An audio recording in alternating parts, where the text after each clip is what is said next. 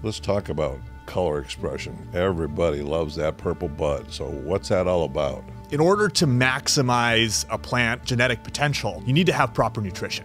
What's the trick to white ash? Even the water content of the flower can have an impact on the ash color. If you're struggling as a cultivator, you need to be looking at these technologies now. I think there's a whole marketplace, a niche for the sativa grower and getting a premium dollar price.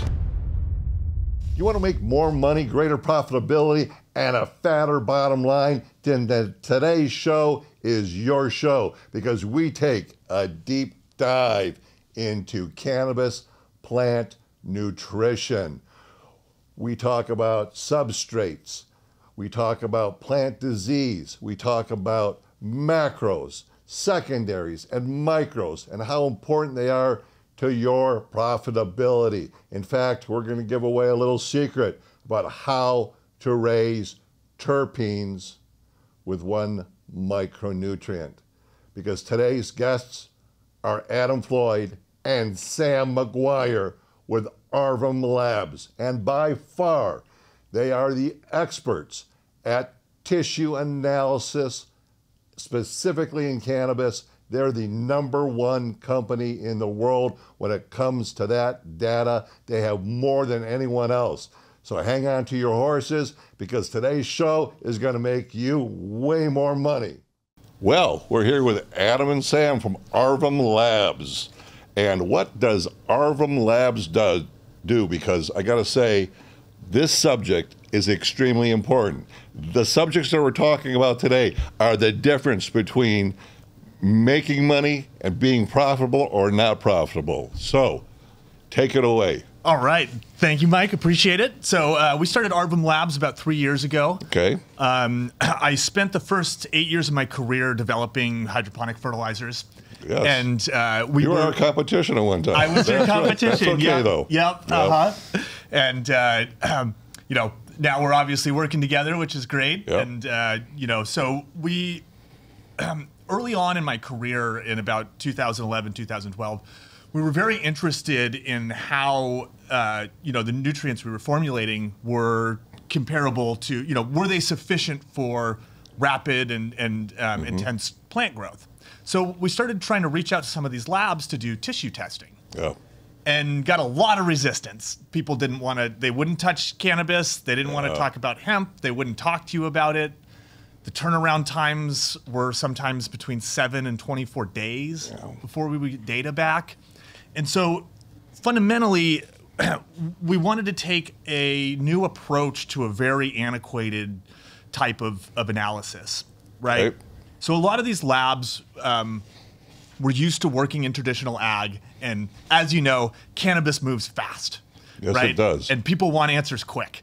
Yeah. So we designed Arvum to have a rapid, you know, 48-hour turnaround time from when we received. Yeah, you guys are fast. Yep. We just, you know, that's the whole thing. We're a production facility, right? And through our innovative software platform as well, we're able to pipe the data directly from our instrumentation into our system. So we can generate hundreds of COAs like that. Wow. So, but hang on. Both of you have an extensive cannabis careers. This is called traditional market. You guys have been doing this for a while. Let's talk about that, because I don't want folks to think that you're just some Johnny-come-lately who wants to jump into the cannabis train that's moving, right? Yeah. No, you guys have been here for a while.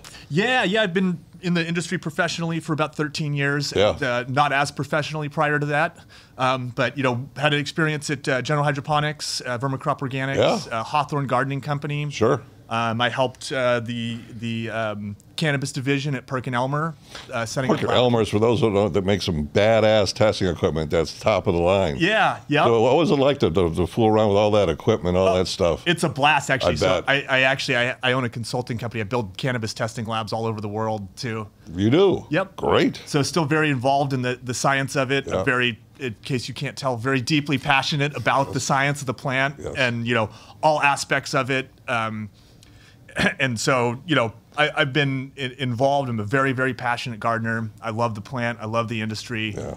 And, you know, it's been a super fun ride. And I love where the direction of the industry is going, and moving in the right direction, and Finally. professionally moving in the right direction. Yeah. So Sam, you have a really great background too. You grew some world-class cannabis, won a bunch of cups, you know, all this. So tell us about that. I've done a lot of different things over my, I don't know, almost 15 years since getting out of college. I lived in Haiti for a long time. Haiti? Ran a factory down there, grew weed up on the hill above Port-au-Prince. I'm going to a little sidestep here. So what was it like growing cannabis in Haiti where they cut down almost every single tree? It was pretty nuts. Yeah, we actually grew up on a hillside. We had a neighbor who we took spare tires. We packed them full of pig shit and some compost that we had around, threw some seeds in there. And I was sick of getting pre-ground weed in a basically rolled up garbage bag. That's right. And I was living there a lot, so all moldy. Yeah, we needed some good smoke, and our neighbor provided, and it was a wild ride living down there. And I ran a business down there for about 4 years, and as I was winding that down, my best friend from high school, also the traditional market supplier for everyone, he hit me up, and he was going to be moving out of his 12 light facility in his garage he set up into a warehouse in right outside of Santa Cruz, California. Big move for him. Huh? Big move. It was a really large facility. It was 10,000 square feet. We ended up building out a pretty massive grow in there with our partners that ran a dispensary, and from there, my friend Grayson, who I started this with, he has a pretty significant background in. I'm trying to find a good way to put this without blowing up his spot. He went to a great school, really smart guy, and also a really good grower. So he brought in the principles of data collection that a lot of us, especially me growing previously, I hadn't really done a lot. I was worried to even write things down on paper, search things on my computer, because I never know when my front door was going to get kicked in. So Grayson, he was a little bit more on the side of, let's actually start collecting data. Let's do some potency tests, and let's, really nail down the nutrients so we can maximize the potential of this plant. So from that 12 light garage, we ended up moving into that facility and winning cups left and right. We were pretty well known for our Gorilla Glue and Chiquita Banana about 10 years ago. RV26. Right. We're a bunch of car guys, so we chose the name based off the engine in a pretty fast car. If you know, you know. So from there, we operated that facility with just a small crew, pumped out a lot of really good weed. And then when 2018 came around and the rec market was established in California, we saw the writing on the wall and realized that, while we had a good thing going, we kind of wanted to pull back from that. So we ended up selling the brand and the facility separately. And I had been a client of SC Labs for a number of years. So I actually took the jump and started working over there, which is how, long story short, I got involved with Adam. I'd been doing, controlled environment agriculture consulting, CEA consulting, on the East Coast during COVID, and Adam presented me with this opportunity to come out to California and kind of reactivate what I'd been doing and help build Arvum. And it was, for me, not having access to this type of technology in the past, this was such a game changer. It basically demystifies the cannabis plant. It absolutely does, and that's how Advanced Nutrients started. We're fortunate enough to be able to put UBC University and BCIT together and study tissue analysis. So explain why tissue analysis is so important and why every single commercial facility should be doing it, because it's going to stop, I guess, a lot of wasting money. They're going to become more profitable. That the investment in tissue analysis pays off continually, crop after crop after crop. So explain, you got into this thing, you realize that tissue analysis is important. Tell us more. So I think, shifting as a cannabis cultivator, like shifting your mindset from being reactive to what the plant is telling you visually to being proactive and utilizing this type of technology is really where the power comes from. Because in my facilities, I would walk into a room, I'd see some, necrosis or yellowing of the plants, and I would use my experience only, just subjective assessments of what was going on to make changes in that grow.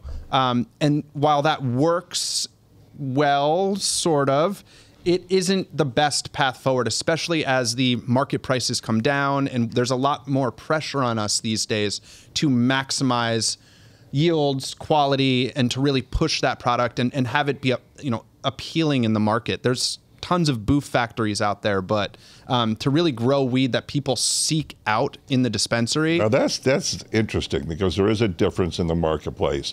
There's guys who think that they're growing a weed, literally. Yeah. Yep. I remember a quick story. A friend of mine and I were growing exactly the same strain, came from the same mothers, and he goes, "How come you get $1,000 more per pound than I do?" He goes, "It's a fucking weed." I said, "That's the problem right there. Yeah. TLC. You have to treat that plant with respect, like any other plant that you're growing." Yep. Anyways, Definitely. I digress. Yeah. No. So for this Yeah. technology, it's really shifting that mindset from being reactive to what you're seeing in the grow, visually, to being proactive with your testing. So you're 10 steps ahead of any issues that are going to manifest, and you're able to address them before they impact that final yield or overall terp it makes content. a huge difference between, let's say, everybody else's cannabis, like these commercial guys who don't respect the plant, they just think they're growing a weed, versus the craft growers, because the craft growers are still killing it. They're getting a higher dollar per pound than everybody else. Absolutely. I draw a lot of comparisons between the wine industry and cannabis. Yeah.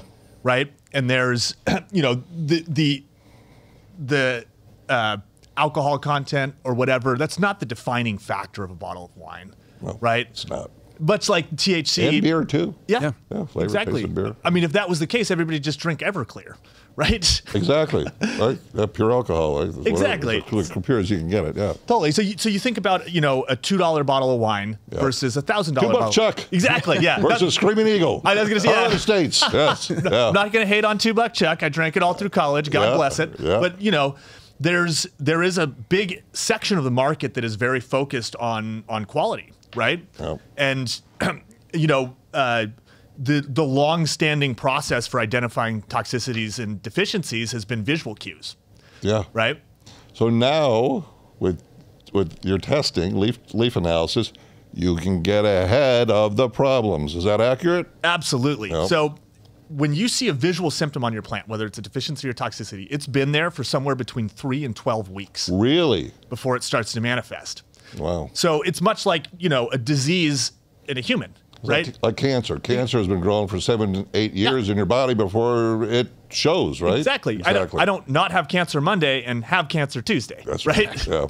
So what we're able to do is we take a snapshot of all of the nutritional concentrations in that leaf tissue, and we have target values of ranges in which each of those elements needs to sit. And so you can proactively identify issues before they manifest themselves. How did you find the target values? Like, what methodology did you use for that? So it's a combination of reference literature values and research we did at a large scale cultivation. What's the biggest find that you figured out about cannabis by these tissue analysis? So one of the biggest revelations, biggest surprise, call it. Yeah, biggest surprise, honestly, was how impactful a single nutrient deficiency or toxicity can be. Mulder's chart.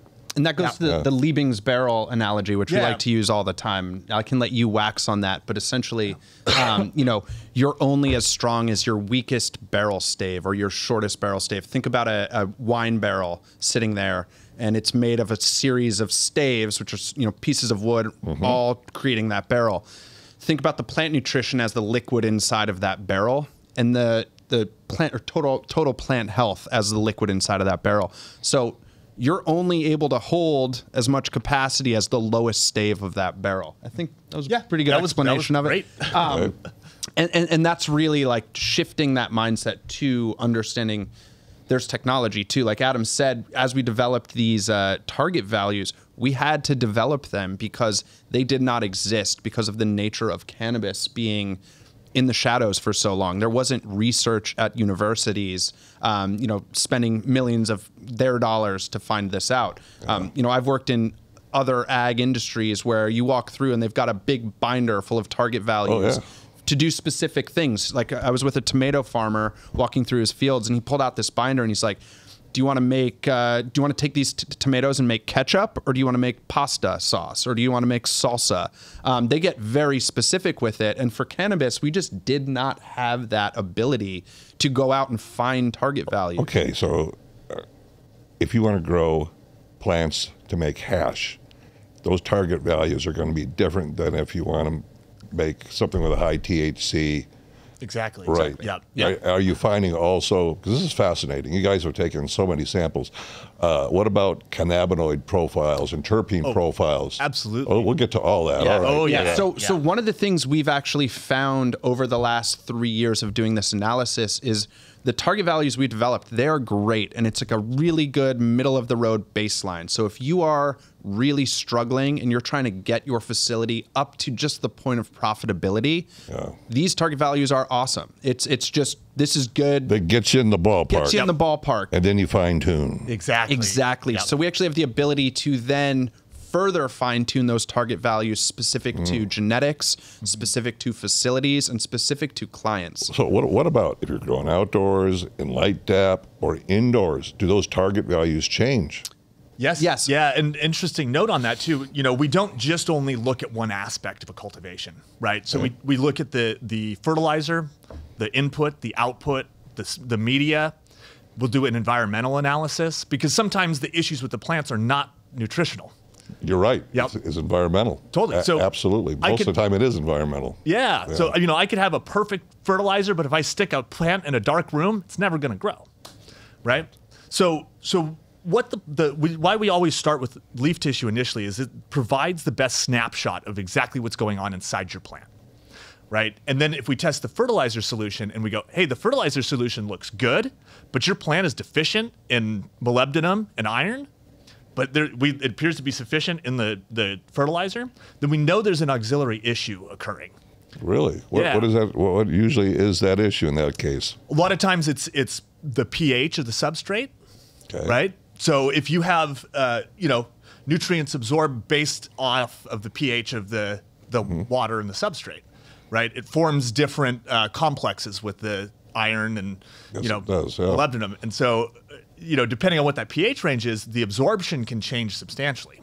Yes, it can. And so what about in clay soil? So now you have to, if you're in dirt and you're not doing, let's say, your own smart pots and doing your own thing, what you have in your soil matters. So explain that. So you got to are you guys testing that as well? Yeah. Oh, yeah. Okay, right. And then what about the water? So let's talk about that. Yeah. So water and soil are a big one. Like our big outdoor cultivators, they start testing early in the year, February, March. Really? That early? Oh, yeah. Why that early? Because it allows them to have a window in order to fix the issue, if there is one, prior to them planting.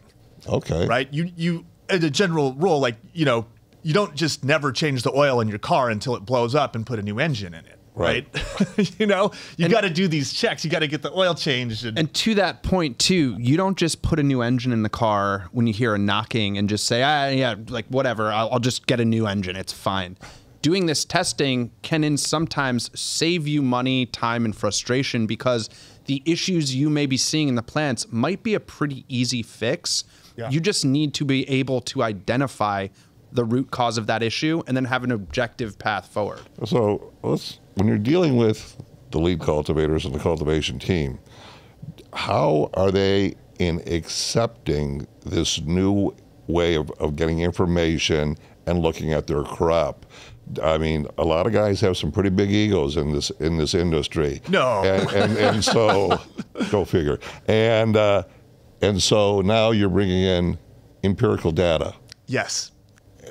What's the reaction? What do they do? I'm curious to hear that. Yeah, that's a really great question, and it varies, right? Yep. And usually when we get the most pushback, sometimes it's the people that don't want to know. Right? Really? Yeah, they don't actually want to know. So I've hired a master grower. I'm paying him $100,000 a year. Yeah. And my yields suck. Right? Oh, we've seen this in so many facilities all the time, right? And that master grower doesn't want us anywhere near. They're like the switch is off. They don't want to hear, right? Because it goes against their ego. Yes. Yeah. But if they accept it, then we actually make them look way better. Isn't that funny? Right. Because they had a story. It was at an MSO where they were mixing their own blend of powders. So they tested it. They tested us against GH powders and their powders. Their powders got 19% THC. GH got 22. We got 26%. So we said, you should tell that to management. He goes, no, I'll lose my job. It's like, no, you don't understand. They're going to look at you like you're a rock star. Exactly. And you're going to promote them because you just made them millions of dollars more. Yes. Exactly. And so you find that to be challenging. It can be, yeah. Yeah. You have all these different cases, like the case I just pointed out. Yep. The person was mixing their own nutrients and was afraid that they're going to lose their job. So how do you feel about people when they're mixing their own nutrients? And I don't want this to sound self-serving. I probably know where the answer is going to go when I ask this question, but go ahead. So I think, having been in that position before, the reason I got to the point of wanting to mix my own nutrients is because I was seeing consistent issues in my facility and figuring that without any, objective data, that this must be something in the nutrients I'm buying or something lacking in the nutrients I was buying. But I didn't have any way to identify the actual issue that was going on. And then to further that point, I would just start, mixing, weighing out grams, mixing things together and hoping it worked and not testing any of that with a lab. And as we found in the last 3 years of testing I understand exactly what you went through. Yeah. The last 5 years, there is so much variability from batch to batch, even from the same manufacturer of some of these raw inputs. So finding consistent suppliers, that's a whole nother job for a grower. We test every single batch that comes in from a vendor, and they have to hit the parameters. And I'm glad you brought that up. Without sounding like a self-serving commercial, right? Consistency is extremely important. Yep. That's one of the reasons why we use Haifa. We found that their products are the most consistent inputs over and over and over again. Yep. And there's been a big issue too with nutrient suppliers lately. We've seen a lot of because the war, right? The war in the Ukraine, COVID, huge. Supply chain issues around the world. It really has impacted the sourcing and the transportation and the cost of a lot of those inputs. Right. Yes. So the other big supplier is Israel. Yeah. Right. Well, that's Haifa. That's it. Yeah. So, so a lot of these, because some of the lower quality inputs are no longer being able to source from some of these other locations, they're now all coming out of other countries, and we see a lot of heavy metal fails for cannabis. I'm glad you brought that up, yeah, because there are a lot of inputs that come from countries like China, where they want to dump their heavy metals and waste products, and they put them into other products that they're selling out to the world, and it's unfortunate. And that's one of the reasons why we prefer to do business with certain vendors that we do, because they don't do these sort of shenanigans. Right, and it's not the cheapest, but there's a reason it's not the cheapest. Correct. Right, and that's, and again, a lot of people get lost in this fallacy. Like, I'm going to try to save, $10 a bag on the front end. Yeah. And what does it end up costing them? Oh, man. Millions of dollars. Millions. Yeah.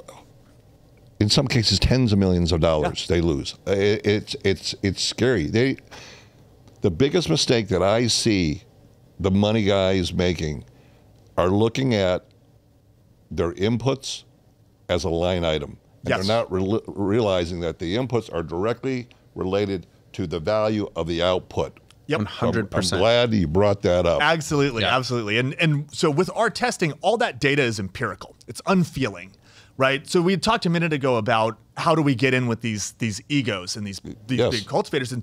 And so the answer to that is that we look at it not of like, I'm coming to Sam and saying, hey, you're wrong. You didn't do this right. This is the data. It is what it is, right? And here's all you got to do to fix it. And to Adam's point, sometimes it's a pretty easy fix. And what we like to do when we're on site is just chat and have a conversation about how things are going, their growing style with these cultivators. And they may be a little apprehensive at first, but then the issues they've been seeing might be something as simple as maintain or do your maintenance interval on your RO system is too far off. You're pushing way too much boron through these dirty membranes. And while your nutrients look great, you have a great line, you've got toxic boron in your starting source water. So anything you do from that point, you're going to be having issues, and without data, you start chasing, rabbits around the facility trying to find the issue when it's something super simple sometimes like that. Totally. And I mean, I don't know how many times I've seen, a couple guys standing around a plant going, oh, it's molybdenum. No, bro, it's iron, right? And we just take all that guesswork out. Yeah. And a single micronutrient deficiency or secondary or primary can decrease yields by 30% or more. Oh, yeah. One single deficiency. Micronutrients are so hypercritical, more than folks realize. So let's speak about micronutrients, because you guys have got a whole bunch of information about micronutrients. Oh, absolutely. So I would say, as a general blanket statement, the biggest issue that we see with commercial cannabis fertilizers is related to the micronutrients. Yeah. I would make a bold statement Go that ahead. almost no manufacturer is deficient in the primaries. Yeah. Right? The only secondary people ignore is sulfur, right? Yep. Everybody loves CalMag. People don't pay attention to sulfur. That's right. So sulfur is a big deficiency that we see. And then the micronutrient packages in many, many commercial fertilizers are not appropriate for cannabis. Especially from the ag world. Yes. We'll get into that in a second. I want to go back to micronutrients.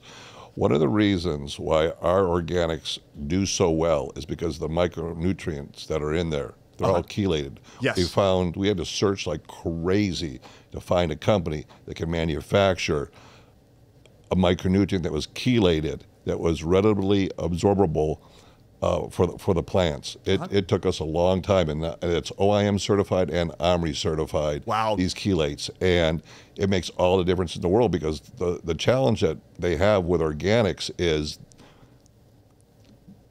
the micronutrients are in all these different forms that take anywhere from 2 months to 2 years to break down, and they're not bioavailable immediately to the plant.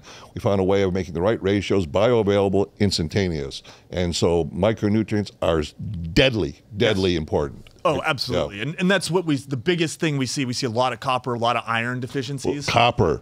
Can you imagine there was well, it was MedMen, I'll just say. Yeah. Okay. They had a facility they built, and they wanted to run copper pipes because it looked really beautiful. So they ran the copper pipes, and their plants were yellowing and stuff. They couldn't figure it out, and it was because of the copper piping. Yes. Because copper, the plant is so sensitive to copper, you have to nail that one right, or you're in deep shit. Yep. And biggest issue we see across the board, iron and copper deficiencies. 100%. Yep. And I'm glad you brought up iron, because the cannabis uses iron almost like a secondary nutrient. It uses a ton of iron, and the right form of iron makes all the difference in the world. I'm so glad you brought that up. So tell us more about iron. All right, you got it. So one of the big things that we see, too, to your point about the different forms of iron, it's one of the most sensitive nutrients to pH changes, right? So if you're not using 2 to 3 forms of iron, then a lot of it is elemental iron, because it's very cheap, right? Iron sulfate, it's dirt cheap. Right. The chelates are 4 to 5 times more expensive. Right. Right. I agree. And easily. We love chelates. Yep. But what's the difference? You're flushing I feel like most a commercial. Like you get but I gotta stop you. But let you guys go. Yeah, you're right. Multiple chelates are important. Yep. Yeah. So we see one of the things that we'll do is we'll provide some recommendations on resolving these issues. Sure. Right. And over again, chelated iron. Can we use iron sulfate? Yeah, but it's not going to work. No. Right? No. To Adam's point, one of the really interesting things about the data collection that we do is, as we've done 10, 20,000 tests, we start to be able to identify trends across the industry. Oh. We keep track of what nutrient lines the clients are running, what type of facility, what type of grow media, what type of lights they have. So then as we see issues in the future, we can start looking back into our data set and identifying the solutions that worked to fix the issues we've identified, or trends across the board. So you're a repository of strain knowledge, so you can actually dial in strain for strain for strain with the leaf testing analysis. And that's where we're moving to, is finding a way to tie nutrition to genetics more, in a finite way, where it's really defined. Because I've had runs where I had, LCG and GMO growing in the same room. One looked great, one looked like dog shit, and that was because there was metabolic differences genetically. Yep. Just like humans. Just like humans. And absolutely. to the testing point, I just thought I had a shit plant or a pathogen, and I would sometimes cut strains out of production because of an issue that may have been easily fixed if I just knew objectively what was going on in that plant. Yep. So it can even kind of change the way you feel about certain strains that might not be performing. It's just, you might not be giving them what they need. Yeah. It's like pharmacogenetics with humans, right? So you take a genetic test and you say, okay, well, this is the dose that your body needs, right? And that may be half as much as what I need, right? And so that's sort of the next phase of our evolution. We'd love to be able to say, hey, here's this strain. These are the nutritional requirements for this. Because you can put some strains in salt water and they grow great, they love it. And the other strains, you sneeze at them and they fall over dead, right? And everything in between. And so there's such a substantial difference from strain to strain. So let's talk candy strains are the talk right now. Everyone's growing a candy strain. So what can you tell the listeners out there, the viewers, about candy strains and nutrition? What's different about the candy strains? Because they're a little bit more temperamental. Yeah, I think they have that reputation of being kind of difficult to grow. And anything is difficult to grow if you're just winging it and you're not putting in the time, the effort, and a little bit of money to figure out what that strain needs. I remember, growing candy strains 5-10 years ago and being frustrated by it because they didn't yield like I wanted them to. I was used to growing high yielding, high THC strains, and I always felt like whenever I'd grow that, LCG was really the one that I always had a love-hate relationship with, and it was because, and I hate to say this, but I also want to admit that I didn't really know what I was doing. I was a self-taught grower who grew from experience and intuition. And realizing that those issues I was attributing to just poor genetics were deficiencies in my nutrient package. So what'd you find about candy strains? So like, what are they? What's their nutrient uptake that's different than, let's say, an OG? I don't have like a good point for that. It's a little more subtle, right? Yeah, and part of that is that, like, going back to the yield comment or that Sam made, right? There's more of a movement, which I think is going to continue to increase, where yield is starting to become less and less important, right? You look at the wine industry, and the wine industry does not care about yield, right? Not really, because they, there's all the stuff they don't use gets shipped off and turned into $2 chuck. That's right. Right? And so there is, it's starting to become more and more about quality, right? Because you have a certain subset of cannabis users that are interested in that, right? A huge set. That subset is huge, and I want the investors and owners of facilities to hear exactly what you're saying now, because it is so important. Absolutely, it is for profitability, getting these strains dialed in correctly and growing them at the highest optimization that you can put out. Exactly. Like, our biggest client is a massive outdoor farm. On the same acreage, they made $3 million more last year than the year previously. And they credit a big chunk of that to the testing that they do with us. They do about 150 leaf tissue tests with us during a week. And they take a somewhat different approach to it too, that probably wouldn't work for everyone, but was, last summer when we were doing our testing, we had some strains we were testing every single day with them throughout the cycle to identify when the plant was shifting in demand, so that then for the next season they could strategize their specific mix week by week. So as they were making that week's batch tank or twice a week batch tank, they had the requirements for that strain already fully understood. So then there wasn't that they weren't at that point where they were trying to play catch up. They were giving that strain day by day, week by week, exactly what it needed to hit maximum potential. Yeah. And so that increase in profitability was not just only yield. It's also quality. They were able to command a higher price. So people always come and they go, oh, your service, we don't have any extra money. And it's like, no, you can't afford not to do this. Yeah. It pays for itself and more if you follow our direction.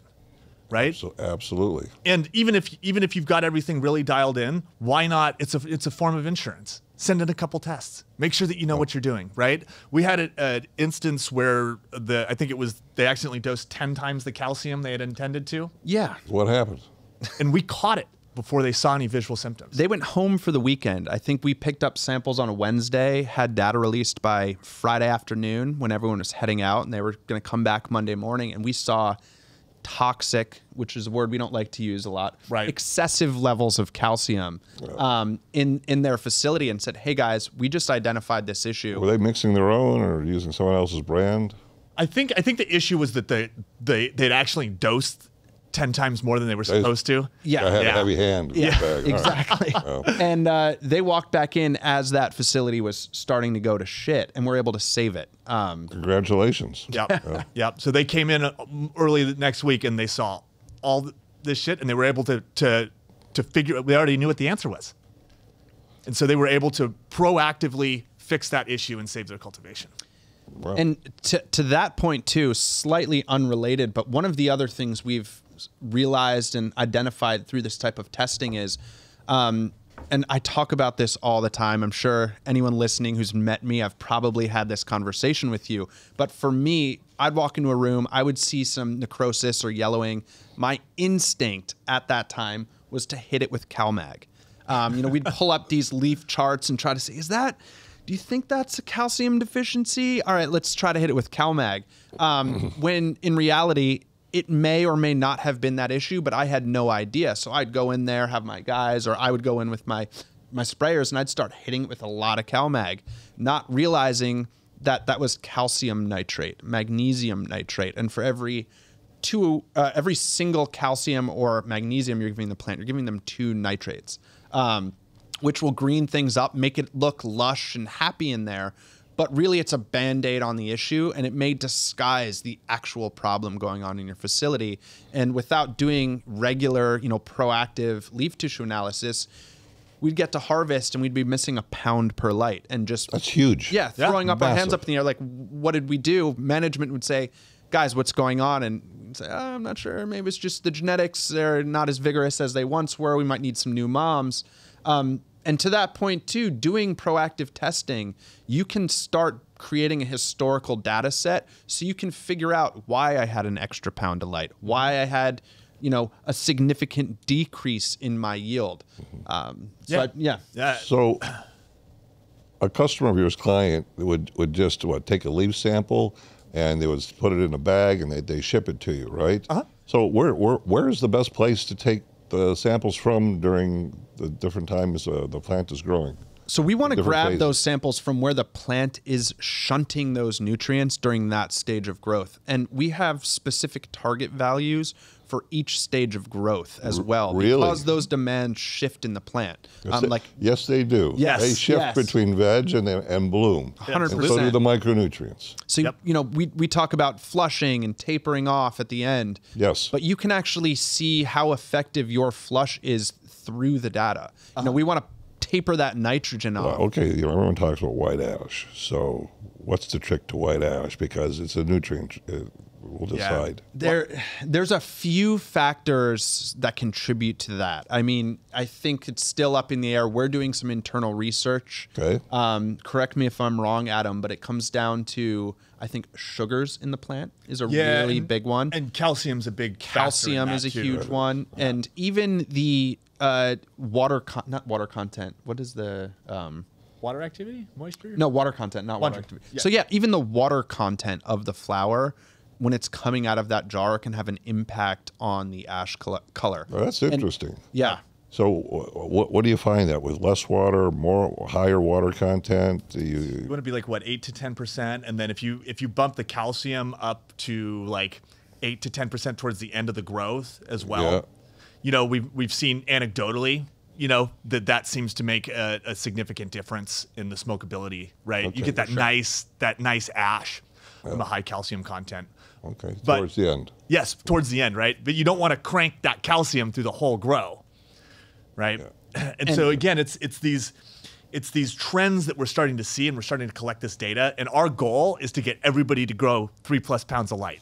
Right? Oh, that's a great one. I love that. Yeah, yes. We love it. And it's funny. I mean, think about this. Listen, there's guys growing 3-4 pounds of light out there, both under HPS and under LED. Absolutely. Yeah. And you remember, 10, 15 years ago, if you were getting 1 pound of light, man, you were fucking killing it. Listen, like when we got into the industry, most guys, when advanced nutrients started, were getting 3/4 to 1 pound of light. Yep. We took them to 2 pounds very quickly, and some guys went to 3, and some guys went to 4. And that's the money spot is between the 3 to 4 pound range. You crank that out Yep. with the right quality, you are absolutely going to be profitable. Totally. And to that point too, like there's a lot of cultivations where if they get 1 pound instead of 2, they're out of business.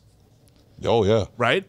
And so it's so important to, everybody thinks like, oh, this is expensive. Well, if I can grow you 33 or 50% more weed, it seems pretty damn cheap to me. Yeah, it's a great investment. And that's Right. what I want the listeners to understand, that tissue analysis is critical to your profitability.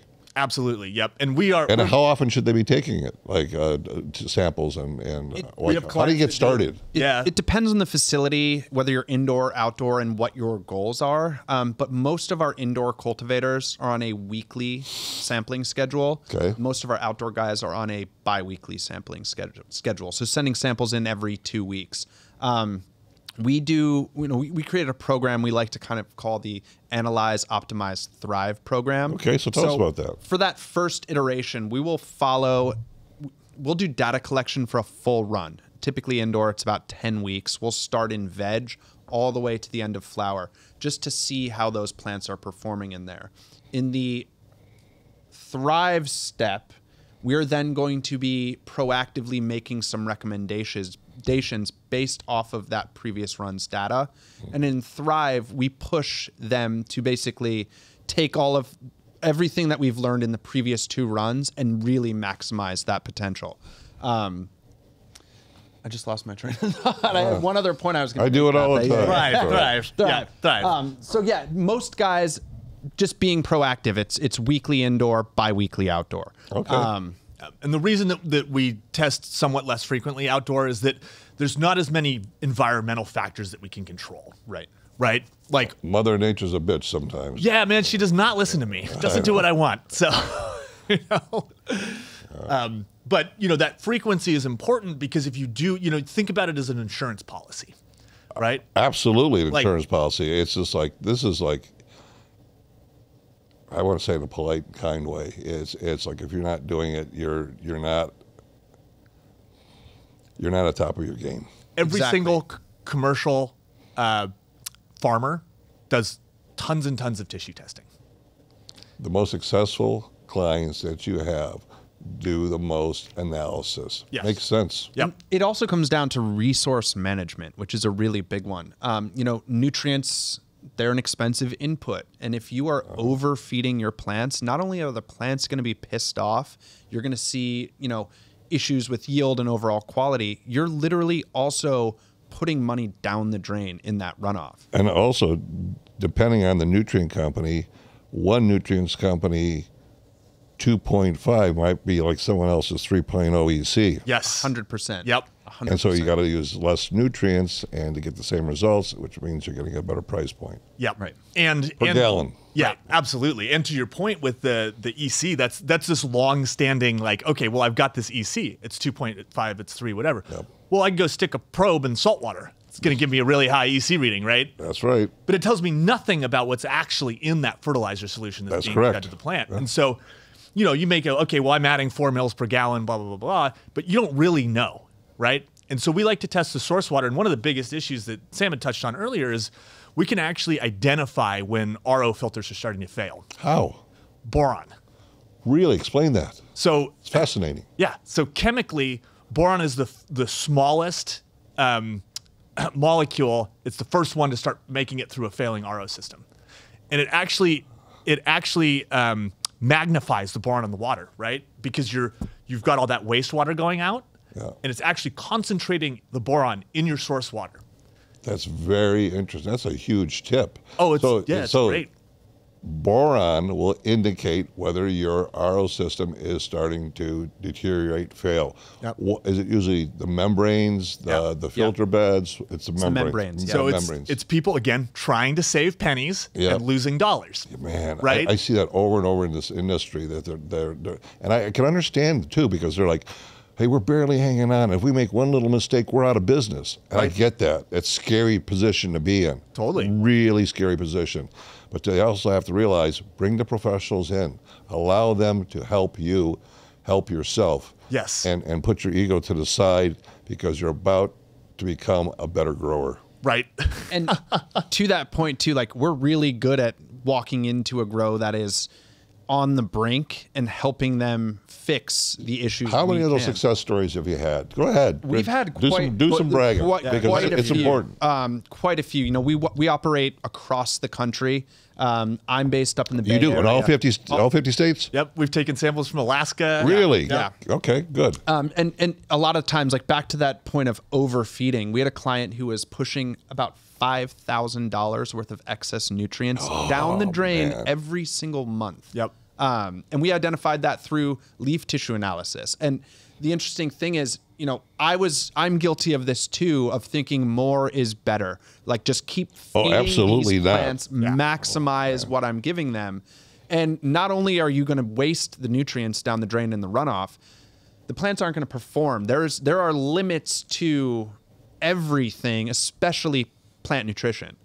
You know, it's not just the more NPK I feed it, the bigger my plants are going to get. You're going to hit a point of excess where anything you do is going to actually start negatively impacting those plants. It's like the human body. You think, well, I'm going to take more protein, more protein. If you take too much protein, it turns to fat. Yep. Body can't metabolize it. Yep. Exactly. I call this the NyQuil mentality, right? Like, really, you don't chug NyQuil and get better faster, right? It doesn't work that way. Depends what you're going for. Yeah.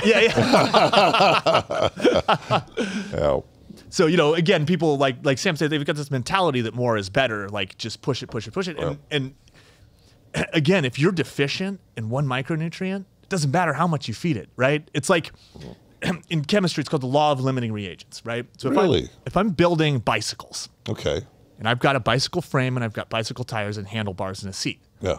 Well, if I've got 1,000 handlebars, 1,000 frames, 2,000 tires, but only 2 seats, I can only build 2 bicycles. Correct. Right? And nobody wants to ride a bicycle without a seat, right? So, you know, it's, even though I've got all this other stuff, the plant's still suffering because it does not have everything it needs to be successful. And if it does that, it's like a human body. If you don't have a healthy immune system, you're gonna get sick, right?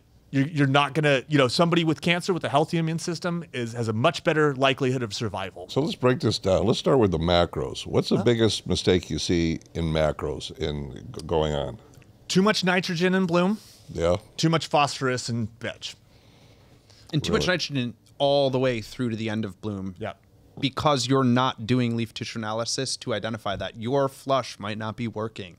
You might just be overfeeding all the way to the end of flower, and that's going to really impact the smokability and that yield and terp content too. And one really interesting thing about that too is fertilizer labeling in of itself. My God. A lot of people don't understand this, but They do not. That NPK value on that bottle is a guaranteed minimum. They can have a maximum that is much higher than what you would ever. That's why we test our vendors. Batch to batch, and that's why we love Advanced, because you guys are on top of the science, whereas some manufacturers, of course, but it's the truth. I'm not going to sit here and bullshit you. We see it in the data. Yep. We test. We do fertilizer verification testing for people, and from batch to batch, we will see fluctuations where if you were feeding this and used to one batch in your facility, you go start your next run and it's going to be completely different than the run before. And that's one of those issues where, creating consistency, maintaining your brand integrity, it comes back to what you're feeding those plants. You want to push out flower people are seeking out in the stores. You need to hit those targets every single time. You got to hit your numbers. Exactly. So we went with the macros. Okay, so explain that. Now let's go to the secondaries. What's the biggest mistake, the biggest challenge you see that are out there with secondaries? What are people not understanding? Hit it with CalMag, bro. Yeah. Thought fixes all your problems. Yeah. So calcium and magnesium tend to be excessive. It's pretty rare that we see calcium and magnesium deficiencies. Okay. Sulfur is the most underrated nutrient, in my opinion. Explain why. Because it's very critical to so many metabolomic processes, and it's absent from so many commercial lines in the correct value. Interesting. Very good. Now let's go to the micros. All right. What do you see the biggest mistakes that growers are making with the micros or not understanding? Yeah, that's a really great Not question. using them, Yeah. not understanding Really? that they're necessary, I think is one, and not to knock anyone's understanding of the plant or cultivation, but it's just really easy to overlook your micro package, especially if you're just used to using an A/B line and setting it and forgetting it. Yeah. I'm guilty of that. I ran cheap salts in Rockwool back in the day, and I was just like, all right, yeah, like this works. I think my flower's good, but I wasn't maximizing the potential of the plant. And I think in this market and this day and age, we have to do everything we can to really maximize the quality and the profitability on the So back. understand this. The biggest challenge is that they're not even using micronutrients. They don't understand it. They're not mixing the right ratios. I mean, all of the above. All the above. I would say Really? in general, people, if you talk to a cultivator, most people understand nitrogen, they understand phosphorus, they understand potassium, calcium, and magnesium, and nothing else. Yeah. Right? And micronutrients are equally, if not more important than macros and secondaries. Yeah. Because they're needed in such minute amounts. Yeah, trace quantity. And if you don't have that dialed in, you can get a toxicity or deficiency like that. That's correct. Right? And I will not name any names out of discretion, but there is a Go ahead. lot. You don't have to. A lot of a lot of the commercial lines that we see have inappropriate or deficient micronutrient packages. We look through the data. Yeah. I put a smile on my face because this is what we know, and it's so hard to get the growers and the money guys to understand just how important nutrients. Right. Not even talking about the other biostimulants that come into play to move the plant through the process, even more, but just, and the macros, secondary, and micronutrients are the fundamentals. And we don't have the fundamentals right. Like if anything, business that you're in, if you don't do the fundamentals well, you're screwed. Yes. And the environment's so critical too in these facilities. Yeah. It's the nutrients, it's the environment, and genetics too. Oh, absolutely. And like one last point on the micros, manganese is absolutely critical in the production of terpenes, right? And so manganese is critical in the production of terpenes. yes, sir. Yes. So we ran a test with this client, and they used 2 different nutrient lines, and you could smell the difference between the plants. outside of the room too, which is one of the One of the things, here it goes, I got to do this commercial. It's when we've taken over facilities for folks, and when we walked in, you could hardly smell anything. Yeah. When they get on to our program, you can smell the facility driving up to it, coming onto the property.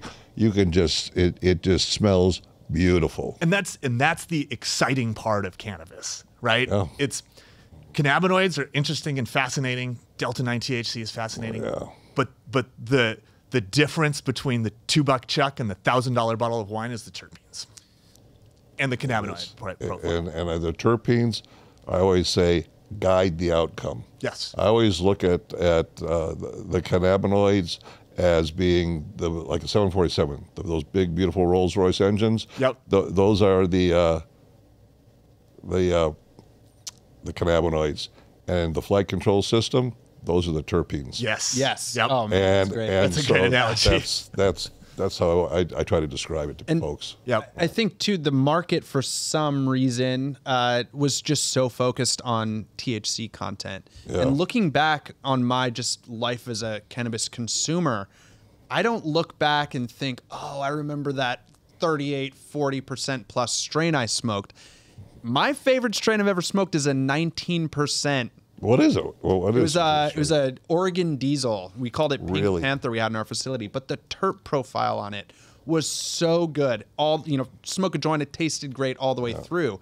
And you're not sitting there remembering the 40% strains. You're remembering the terpy strains that kind I of. remember the changed your life. strains that made me laugh and had no really ceiling to them. Yeah. Yep. And a lot of that were sativas, and not a lot of people growing sativas. I think there's a whole marketplace, a niche for the sativa grower, and getting a premium dollar price. Yes. Definitely. I would love to see more people growing sativas. Yeah, that In the Pines is one of my favorite sativas, or the Malawi. Like, gives you that chatty, up, happy feeling, creative. You know, every cannabis strain doesn't have to be, you know, an indica, you know, puts Couch you out, lock you. knocks you out. Totally. And you know, to that point, like, first of all, your endocannabinoid receptors get saturated relatively quickly, right? So, and there's only, you can only have 100% of something. And if 30% of that plant is cannabinoids, there's not as many terpenes in there, right? And so I think, to your point, like, there is going to be a movement, especially as this whole THC inflation game is starting to head the right direction. We're starting to get accurate numbers. People are going to start to be more and more interested in boutique high terpene strains.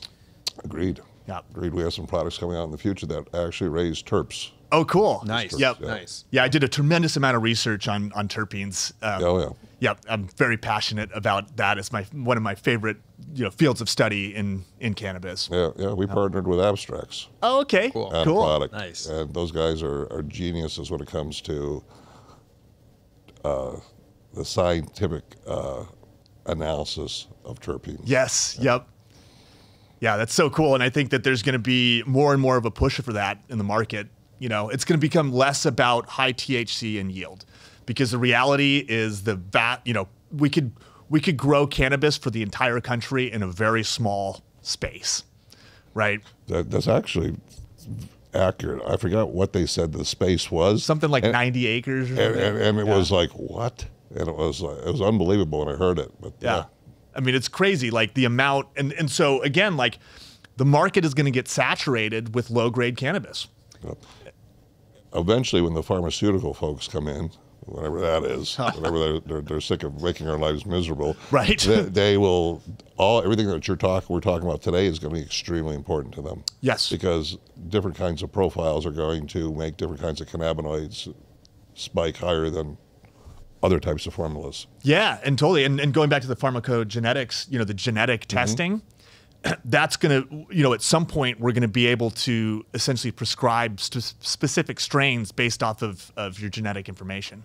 Oh yeah. They'll take like literally. I talked to one of his science guys a while back, and it was way ahead of in the future. He said our entire genome, your personal genome, will be like a barcode, like a QR code. Right. And every plant you're interested in eating, doing this, will have its own QR code and tell you whether it is genetically compatible with you or not. Right. Or, in case cannabis, it will tell you what kind of outcome you'll eventually have. They can already do that in the lab. They haven't made it mainstream. Right. The fact that they can do it in a lab tells me that eventually they'll walk it out to mainstream. That's so cool. And with AI and everything, it's just going to be a whole nother world in reality. Well, you know, and going back to the pharmaceutical thing, I mean, so many people have experienced relief that they weren't able to get with pharmaceuticals. I mean, there's a time and a place for it, but, you know, one of the biggest, with the legalization of cannabis, one of the biggest, you know, subsectors of people that started using were 65 and older. That's a fact. Well, that was before pain management. Yeah. It was the older generation, and that's what they use it for. Yeah. I use mine for sleep. So, guys, let's talk about color expression. Everybody loves that purple bud. So what's that all about? Yeah, absolutely.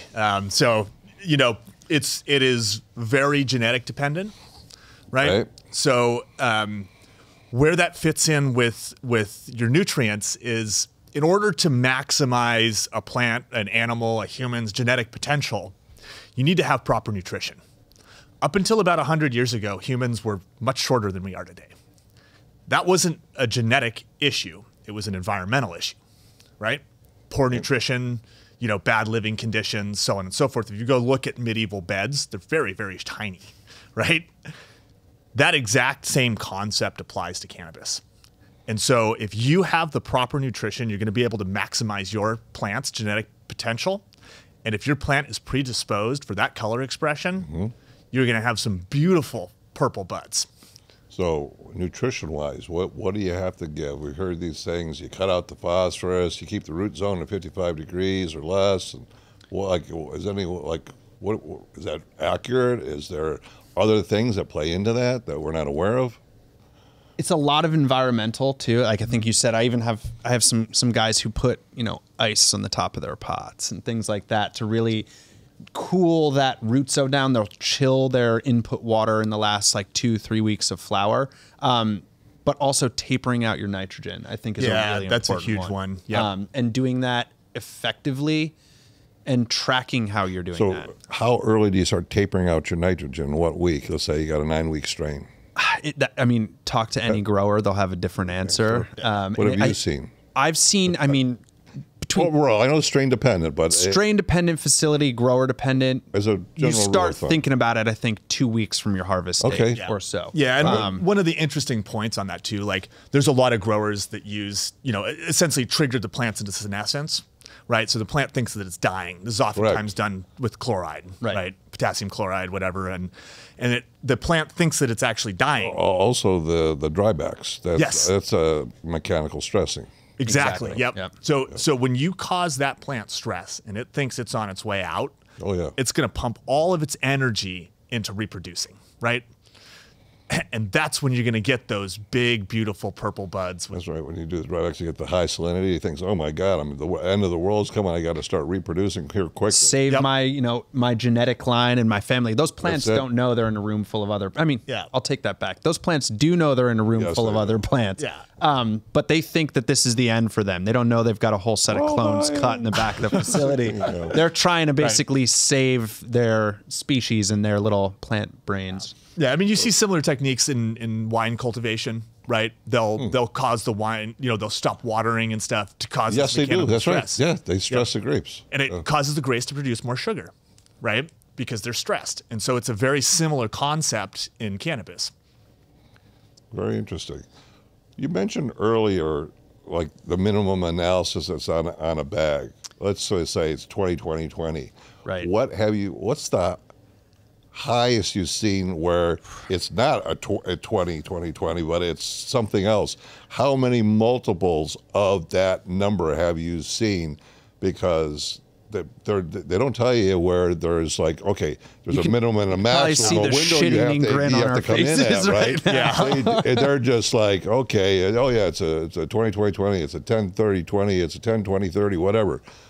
Yeah, so that's a great question. So typically the NPKs are accurate or close to it, right? Because the state will come in and they'll pull those samples. Okay. They'll analyze them. When I was at GH, I mean, we had recalls, right? Yep. They came in and say, you get a 10% window, right? The auditor pulls it off. They test it. If you're not within that 10 plus or minus 10% window, it's a recall, right? And so the biggest one that we see is actually CalMag, right? Really? Yes. So you'll see a lot of CalMag that is 100. Yes. And it's almost always, if they're just using calcium and magnesium nitrate, which are generally the cheapest forms of input, it's closer to 4% nitrogen. Really? And that's one of the issues that we see a lot with this late high nitrogen values, which, as Sam was pointing out, like you may think you're tapering your nitrogen back, But you're not. but you're not, right? You keep adding that CalMag over and over and over again, and you're going to get the light green color. You're going to get, vegetative growths in your flower phase, right? What, you see like 500% too much, like 5 times, 2 times, 3 times? Mike and I were talking about doing some raw salt testing we had done and looking at the variability from batch to batch, but then the overages of their stated. They'd sent, we have a sample submission form and it says, hey, this is what we are expecting this to be. Yeah. I think we had a result that was like 5 or 10x Really? what they had thought their formulation was and what we verified it to be. Yeah, and the biggest, going back to micros, the biggest mislabeled aspect is absolutely micronutrients. 100%. Really? Oh, yeah. What about guys who mix their own? Like, what are you seeing there? Have you seen? Okay, so University of Mississippi. I'll tell a quick story. Dr. El Saholi, 2003, gives us a call. Says, "Yeah, I hear advanced nutrients is for cannabis." I said, "That's right, yes, sir." He goes, "Could you send me some?" He said, "Sure, okay, be glad to. Tell us the results." And now their agronomist team came together and tried to figure out what was the best for cannabis. Now this is 2003. We're in our 3rd generation. We're now going on our 8th generation of nutrients. Yeah, and so he ran it. We raised THC by 41%, CBD by 55%, seed production by 29%, biomass by 21%. That was our 3rd generation. That's how That's why when I hear people say, "Oh, salts are salts and ag is an ag," and I'm just like, man, I just like, you do not. Maybe you came out of an ag world, you're an agronomist, you grew tomatoes, cucumbers, bell peppers, but you're not understanding the complexity of cannabis because it's a different animal than anything that you've ever grown before. Exactly, because tomatoes produce very few secondary metabolites, right? Corn produces very few secondary metabolites. Cannabis produces hundreds of secondary metabolites. Oh, yeah. Right? Oh, yeah. It's one of the most chemically complex plants in the world.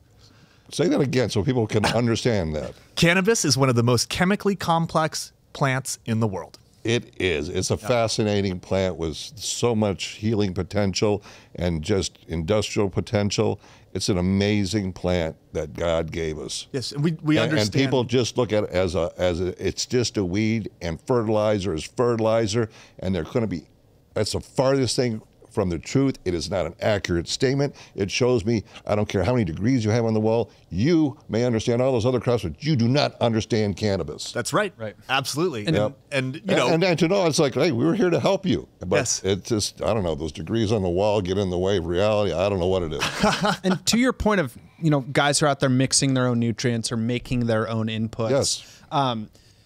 The way I think about it is, if you've been a cultivator in, even in your garage, all the way up to these commercial facilities, you're pretty spread thin. And then think about all of the complexity of cannabis nutrition. I think, there's the primary, secondary, and micro. There's about 12 elements we're looking at in there, not including all of the trace elements. So to make your own comprehensive cannabis nutrition package, you're going to have to source all of those elements. You're going to have to mix them in the right quantities. You're going to have to verify the quality of those inputs and your final mix, on top of doing everything else you're responsible for. and so are you really saving money at the end of the day? Exactly. I'll say in 90% plus of the cases that I've seen people mixing their own, they are just throwing money away and losing money in the back end. They're saving money in the front end, but they're losing their ass in the back end. And it just pains me to see that. And it's just like, I just wish I had some kind of magic massage. I could just like say some words or do something to get them to realize this. And unfortunately, they wait till they're almost out of business or they're really in deep pain where they go, okay, come on by and talk to us. Right. And then we turn the facilities around and we make them profitable. We've done that over and over again. I'm sure you guys have done exactly the same thing. Yeah. Absolutely. And it feels good, those wins. Oh, I love it. It's great. That's why Arvum exists, so that we can get people to 3-4 pounds of light. We can help them grow massive outdoor plants.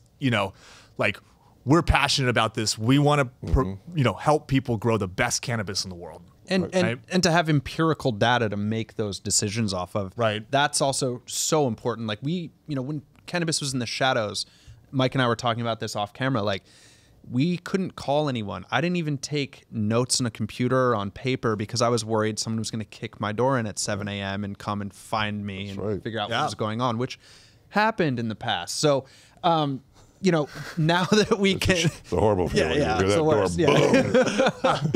door, boom. Flashlight knocking on your door. Sir, get out of bed. Yeah, nobody wants to deal with that. So we kind of kept things really low key under wraps and not needing to do that anymore. It's definitely a shift in just personally how I approach cannabis and talk about it, but knowing that, do you think that there's going to be an evolution in cultivators in our industry? There has to be. There has to be. Explain why. Yeah, because the old style of growing worked when you got $3,500 a pound. Yeah. Right? You can run a business. It was a beautiful life back then. Oh, yeah. The glory days. And so now that decimal point's moved over one, right? That old school mentality, and you see it, these guys that don't evolve, they go out of business. Man, that's it. And it's so sad to see all they have to do is suppress their ego and just accept that there's a new way of doing business. And you can be just as successful as you were before, just in a different way. And you have to be open to listening and understanding and not say, yeah, I'm a master grower. You don't tell me what to do. I'm the shit. Yep. It's like, man, when I hear that, it's just like, man, I just want to give them a hug because Yeah. I know, Let's get you to therapy. no, because in a way, because I know the conditions that they must have gone through in their childhood to create that kind of an outcome in them. Right. And it's just like, man, just let us help you. Yeah. Totally. And it's hard because, growing, in a garage is very different than a commercial facility. Yeah. Right. And the reality is that growing okay weed is not that hard. Growing really, really good weed is an art form. Definitely. Yeah, Absolutely. Definitely. Yeah. But I can go sow a field with 10,000 weed plants and I can grow some really shitty weed that I can turn into oil. Yeah. That's a thing. Oh, yeah. Right? That is a thing. Absolutely. That happens quite often. Totally. And, Joe Blow the farmer could do that.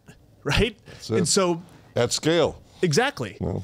But in order to grow what a huge subset of the industry wants, you have to be on top of your game. And as that becomes more competitive, if you're not growing absolute top quality weed, And the way to do that is with tissue analysis, and you do it once or twice a week. Is that accurate? yeah. Once Well, if they do it once a week, weekly or bi-weekly. weekly or okay, once a week or once every 2 weeks. All right. What's it going to cost them to do it once a week? It depends on sample volume and the size. Typically, we usually offer our first set of tests at a 50% discount. That's great. Yep.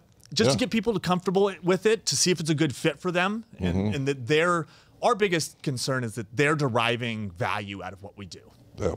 right? And if they don't see that value, then they're not a customer for us. And this is such a new resource Yeah. to cannabis cultivators too. That's why we like to handhold through the beginning of the process and really be there and be responsive and engage with, their nutrient manufacturers like you folks. Like we'll do walkthroughs with the advanced team and really Yep. work together, which is something that we didn't do a lot of in the cannabis industry 10 years ago. I remember walking into cups and it was like, fuck you, fuck you, fuck you. Everyone was just kind of in their own game, a lot of egos. And to survive these days, you have to put all of that aside. And it's really the hardest part is just realizing that there's resources out there to To help you. Yeah, We're there to help. Yeah. Yes. Yeah. Yes. And there's a formula, right? Like you do A, B, C, and D, and you're gonna be successful. Yeah. And And asking for help is not a weakness, by the way. Not at it's all. not. Not at It's all. not. No. That's the only way you actually can move forward in this Yeah. world. That's how you grow. Yeah. I don't know everything. I don't know everything either. Yeah. I'm learning a lot today from you guys. And it's interesting when we first really started to ramp Arvum up, we thought people would just, take to this like a duck to water. And it's taken 3 years. But 3 years. But it's finally starting to happen. We've gotten more de novo phone calls than ever before this year. People reaching out to us. Thank God. Yeah, and I mean, it was scary. I wasn't sure what we were going to do, and it's like, here's this very, very cool concept that really not a lot of people are doing. Critical information. Yes. At a reasonable price. That's Totally. going to add a ton of value to your outcomes, to your end products. Yeah, I mean, if you asked me 3 years And ago, bottom line, your profitability. totally, I thought I'd be retired on a beach by now, right? We all To did. your point too, one of the really nice things about doing this leaf tissue analysis is it kind of levels the playing field in the facility and across, the industry, because you can have people walking your facility, taking these plant samples, your plant health managers checking on things, but anyone in that group can log in remotely and look at this data. We have clients who they're taking their own samples, they're warehousing and pushing the data through with us, and they'll have their agronomist who's 5 states away log in, look at the data, work with our team, and make those changes in the facility. It has actually given some of our cultivators the ability to take a vacation for the first time in a few years, because this is a great way to monitor that plant health remotely or with someone else on site, where you as the master cultivator don't have to be, you still should be in every room looking at every plant, in my opinion, but with science and data, we can kind of help A lot of make that more approachable. The head cultivators, they are doing all kinds of things like purchasing the nutrients, projections. They're doing a lot of office work. and they don't- Mitigating fights among staff. There's a lot to it once That you too, get to yes, the commercial level. Yeah, playing psychologist, Yeah. but they're a coach, right? At the same time, they got management who want all these numbers and data and all that, and so they don't always get to get out in the rooms as much as they would like to. Right. Right. That's a fact. What about fertigation? Like, what kind of like systems out there? How much of a difference does it make? Let's say hand watering or using a system like Rhythm, or then we'll get to the sensors like Arroyo and stuff. Yeah. I mean, we see that it's certainly becoming more common to use like dosetrons and dosing, devices. And so the benefit of that is that you can potentially, if you do it correctly, you're getting a more consistent feed. Yeah. Right. I mean, back in the day, you used to just dump it in a 55-gallon drum and mix it up with a paint mixer or whatever.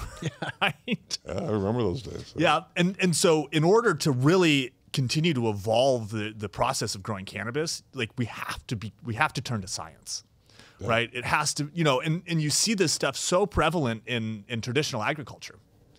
So here's what a lot of folks don't realize, that these technologies that we're talking about and using, mainstream agriculture has been using them on all the different crops that they've been growing, because it's a legal market.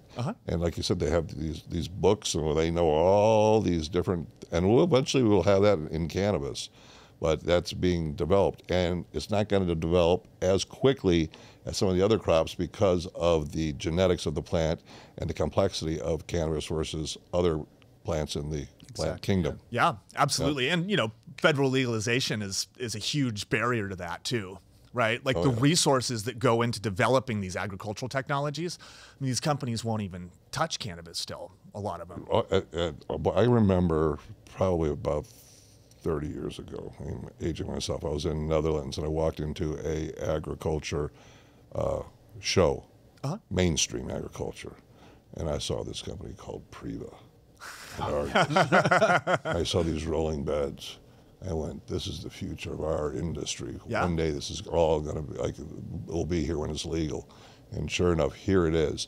And the technologies that are out there that have been developed, it's just our industry is starting to embrace them and understand them. And part of that is tissue analysis. Yes. Yep. And you look at the lighting technology. Lighting. Where did that come from? That's right. Traditional agriculture. It came from those Dutch greenhouses. Yes. Absolutely. Yeah. I mean, the Gavitas and stuff, like when they came over, like, when when Gavita got very big in the States, not only did they change, they changed how people were growing. Right? They would, before you get those big old weird looking hood fan things. Oh my gosh. Saucer. The saucer lights. Parabolic. The reflectors. Yes. Oh my God. And you grow them that far from the top of the plant or whatever, and then hoist them up. That's right. There's a whole different process with this agricultural lighting that came out of Dutch greenhouses. Yeah. And they were not growing cannabis. I mean, they were, but they were also not growing cannabis, right? Right.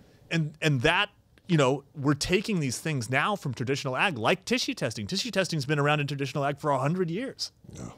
There's 100+ years of historical tissue data on traditional ag.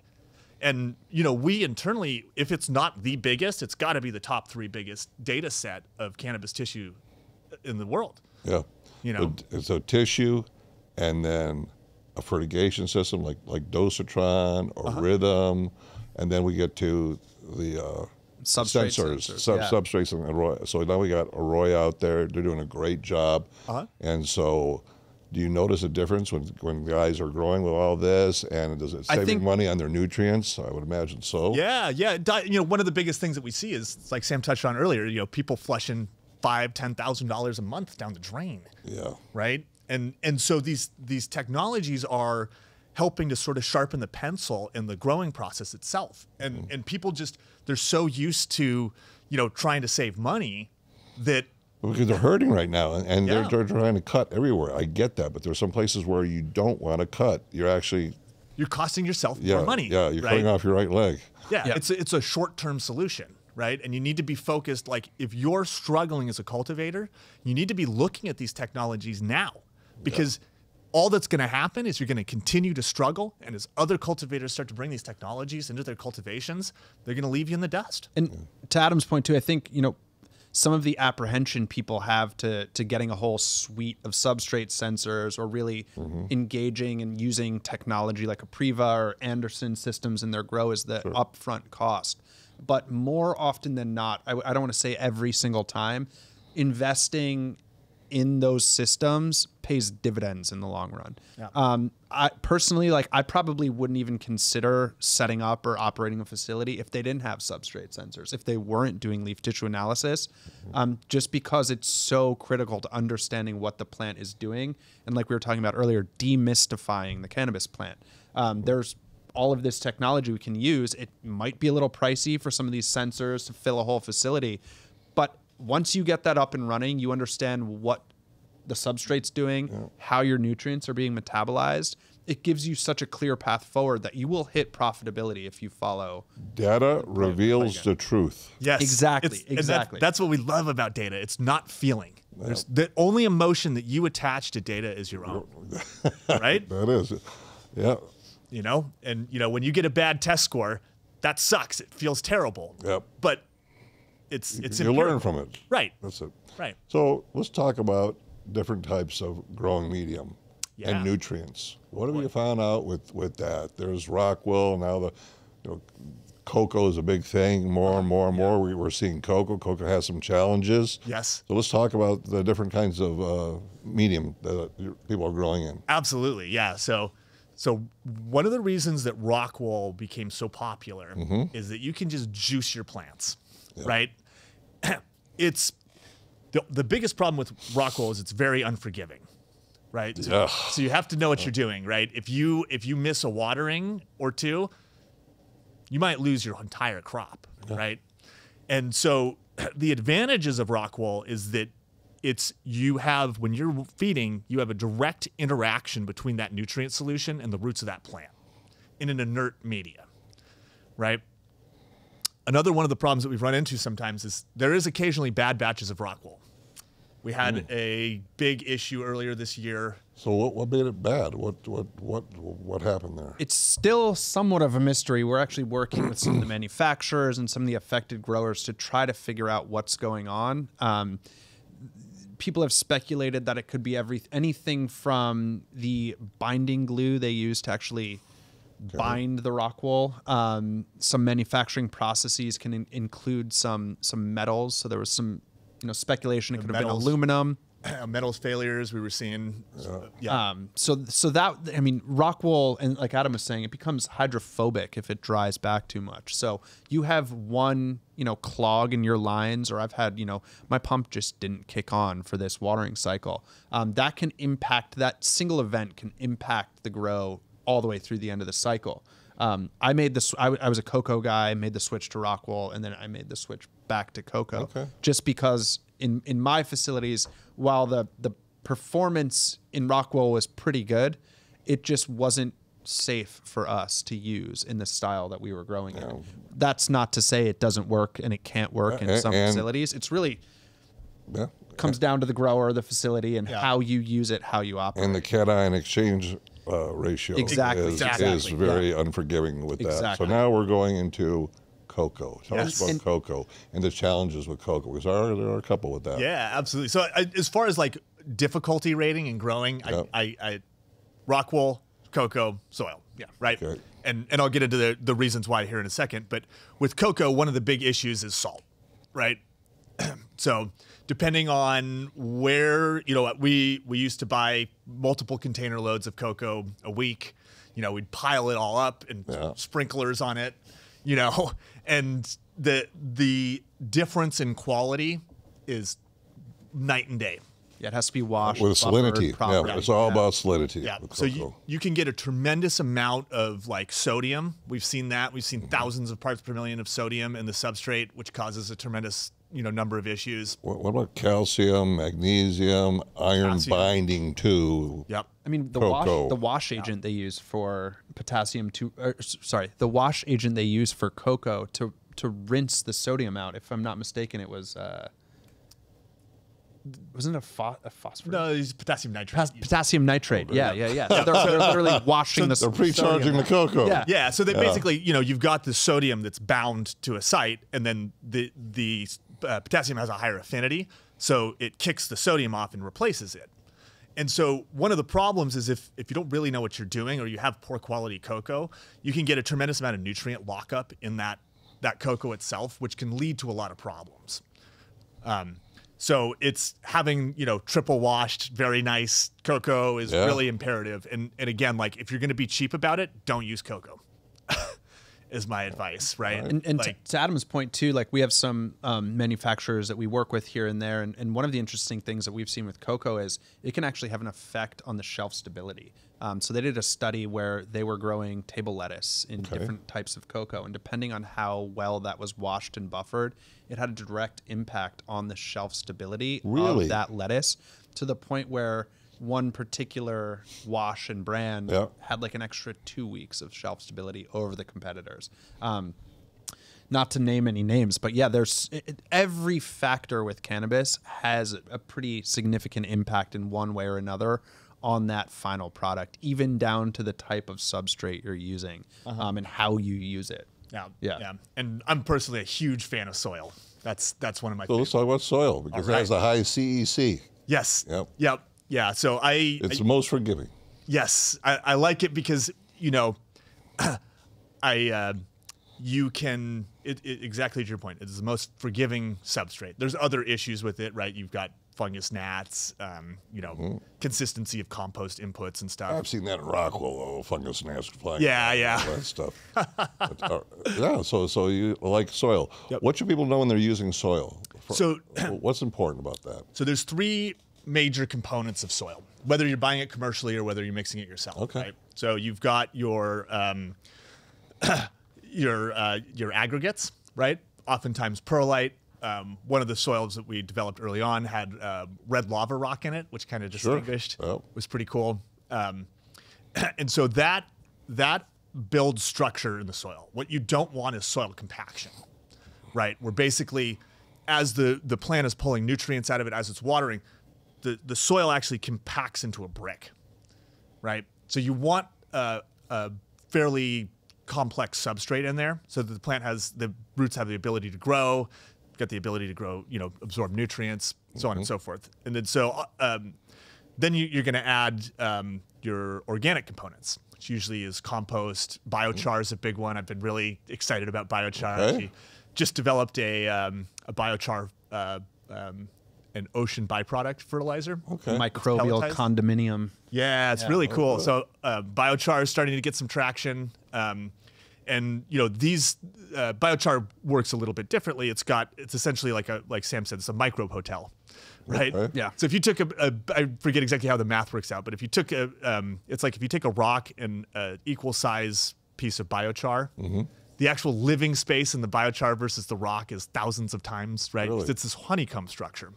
Very cool. Yeah. And then with compost, you've got a lot of, if you've ever eaten a tomato grown in compost, it tastes amazing, right?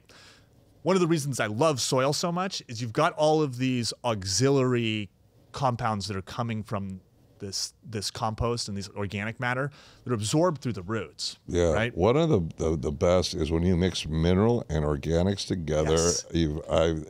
To me, it grows the best cannabis. Yes. And I wish people would understand that having the right organics in with your mineral-based program will be absolutely amazing results in the end quality.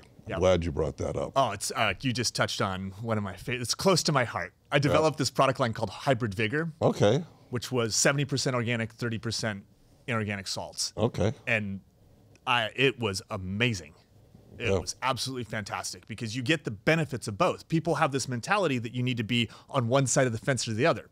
You're an organic grower or you're not, right? Yeah. Well, you talked earlier about trace minerals.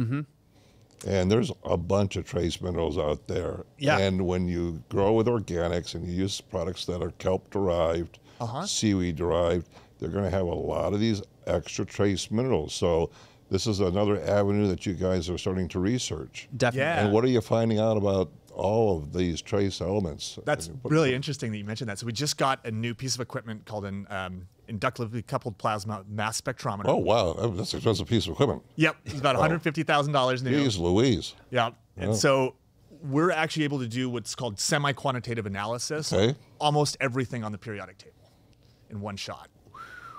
So it's Pretty an cool. offering. Yeah, it's really neat. We've done our first couple rounds of studies. Have you found like which trace elements and stuff are making a bigger difference yet? Are you far? No, we haven't tied You're not that down together further. yet. We'll have to have you back on, and we're gonna once you Right. get some data on that. We want to talk to all Yeah. the growers out there about that. Yeah, That's it's really interesting. There is absolutely a correlation. I can't speak to it precisely yet, but it's something that we're really focused on right now.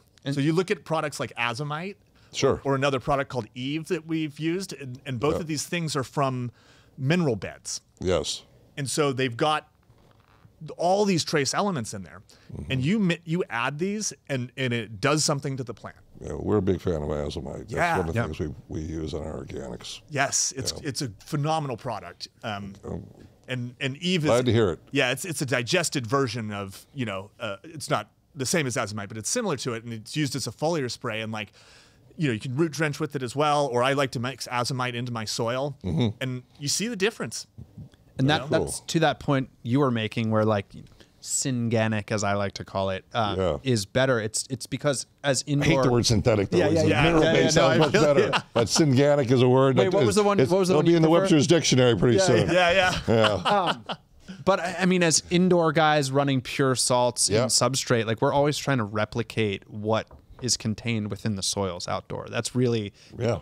what the plant needs and what we're pulling out. When you have this trace element, which we don't fully understand yet, and we're just on the forefront of kind of identifying As those. you come up with some more findings, we're going to get you back here. Yeah. What about sphagnum moss? Yeah. So what do you think about that? And our guys are moving away from that. That was a big thing. Sunshine number 4 mix, Pro Mix. Yeah. It's sort of kind of going by the wayside, or do you see Yeah. it still in some areas being used? It is. We used to use it in our soil mixes. It's great. It's very hydrophobic, right? It's a good input. I mean, we Has good CEC. Yeah. Yep. So we added about at a rate of about 10%. So cocoa was about 20% cocoa, 10% peat moss. One of the big things that people are moving away from it for is the environmental impacts around it. Yeah, you're wrecking all the marshlands and all that. That's why cocoa is becoming more and more Right. that. And then you've got the rockwool that, is kind of, I don't know, it takes a long time to break down into landfills and this kind of stuff. Right. Yeah. We've been looking into some composting of, there's some commercial composting that's coming around rockwool, but Wait, yeah. wait, rockwool commercial composting? Apparently. They must have figured out some kind of bacteria or enzyme or something to break it down. That's good. Yeah, no, it's great. Yeah. And with peat moss, like cocoa is a byproduct, right? Cocoa water or coconut right. water, all that Thank stuff. God people drinking a lot of coconut water because we need more. We need more cocoa to grow in. That's right. Yep. That's it. I'm doing my part. Drink more coconut. Yes. So it's considered a byproduct. Yeah. Right. So it's really like a waste stream, which is what when I develop fertilizers and stuff, I try to utilize these waste streams as much as I can. I developed this very cool product in Maine, and it was 25% lobster meal. Really? Yeah. Now see, okay, so that's cool because like krill, the shells from krill, like we use an extract from krill. Yeah. It's very, very, very good stuff. It's full of a lot of really cool substances. Absolutely. It's one of my favorites because you get those. And one of the cool things about organics, too, is you get all those auxiliary PGR-like bonuses, right? Well, especially in kelp so one of the things that we do at Advanced, again, it sounds like a commercial, we use standardized kelp products. That's why our kelp costs a lot of money to produce. Right. Because I can remember talking to a scientist who said, yeah, I went to this facility up in Canada, and they had big piles of kelp lying up on this 10,000-foot abandoned runway. He goes, and I decided I want to take some samples. And I said, well, what happened? He goes, well, here's what we found out. Some of those piles had zero hormone activity because they're packed with phytohormones. And others had way too much. So we figured out how to standardize our kelp so it's the same every time. Wow. And we go, I said, give me your number, because I was at a place where we were learning, and I took that, and next thing you know, we've got beautiful, beautiful kelp products that we use. And it makes a huge difference. Again, because why? Consistency. Yes. Yes. Yep. Yeah, I'm a huge, and a lot of that stuff's, byproducts, right? Listen, we got so much more ground to cover. Let's talk about plant diseases. Oh boy. Let's talk about how that affects nutrition and everything, and some of the first signs you see when you see fusarium or pythium or phytophythoria. Like what are you guys experiencing? Are you getting into that end of the the industry? Because now you've got the mineral testing, the tissue samples, all that. That's all great. Do you test for carbohydrates as well? Not yet. So it's on the roadmap. Oh, that's going to be very interesting. Yeah, we have a lot. We're more and more people are looking at bricks and sap analysis now. Yep. So, And there's definitely value in doing bricks or sap analysis on your plants, but if you're trying to build a consistent data set, it's a little more functional to do it with leaf tissue analysis. Bricks and sap analysis rely on consistent turgor pressure in the plant. And if you were to build a similar data set with that over leaf tissue analysis, you'd have to be very cognizant of that and sampling at similar irrigation intervals, time of day. So that is super valuable data. It almost goes better to have, that in hand with leaf tissue analysis, or use that to further dive deeper into an issue you've identified through leaf tissue analysis. Yeah. If that makes sense. You used a term. Was it turge or something? Turgor pressure. Turgor pressure. Yeah. Explain that. So that is and Adam can do this better than I. Right. But that is the plant pressure within the transport systems within the plant. So within the xylem and phloem. Exactly. It's so very related vascular to bundle. moisture, Yep. right? Exactly. So when you walk into a room or you see everything is praying, that is a physical manifestation of the turgor pressure of the Yeah, plant. so that's good. Yeah. You want that. Yeah. Yeah. Happy Yeah. plants. Yes.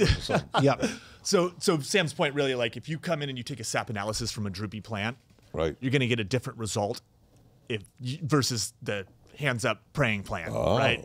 So you should be looking at the hands up praying plants and replicating that. Yes. So it should be consistent. So there's a little more nuance into doing that stuff. Yeah, there is. Yeah. And also sampling volume too for Yeah. that. Like I've taken samples for bricks analysis and I think I had to send like 60 grams of plant material and keep it cold so that they could actually, break open those. What do they do? I think it was like 60 grams of. Yeah, it's quite a bit. Yeah, it's quite a bit of you material. basically compress it to extract the sap. Yeah. Right. And then analyze that. Sure. And then you have to ship all that on ice. Like it's a lot, especially if you're not more doing it than in work. house. Yeah. And so we're just about to expand into a new facility, and we're getting a bunch of new instrumentation that's going to allow us to do new tests. Okay, so we're pretty talking exciting. about diseases. So Yes. Because So this is a huge deal Yeah. in our industry. In fact, most growers don't realize, but the plants that they think are healthy are actually carrying diseases. They're carried in the vascular bundle of the plant. People don't understand this, and that when the conditions are right, they spring to life. yes. like we've seen an explosion in fusarium in the last few weeks Fusarium. because it's been super hot. I in want to Northern talk about California. fusarium. There's Yeah. multiple strains of fusarium that are out there hitting the plants. Do you find? I've talked to Zamir Punja from Simon Fraser University. Mm-hmm. He's a disease specialist, and he said that in almost every case where they find hops latent viroid, they find fusarium, and they don't know if it's the chicken or the egg yet. Right. What have you guys seen anything to that? Or Yeah, and kind of to that point, like you were talking about earlier, so much of this is related to the health of a plant, Yeah. right? If we walk into a room where there's disease present, if you have a very robust, strong immune system, Yeah. you are much more suited to fight that. Even if you do get sick, you're going to get, you look at COVID, right? Sure.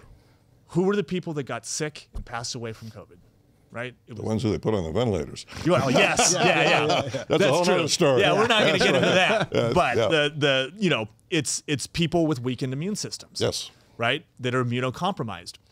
And if you are, and then even the people that did get it that were very healthy recovered much faster. Yes. And the same thing is true for your plants.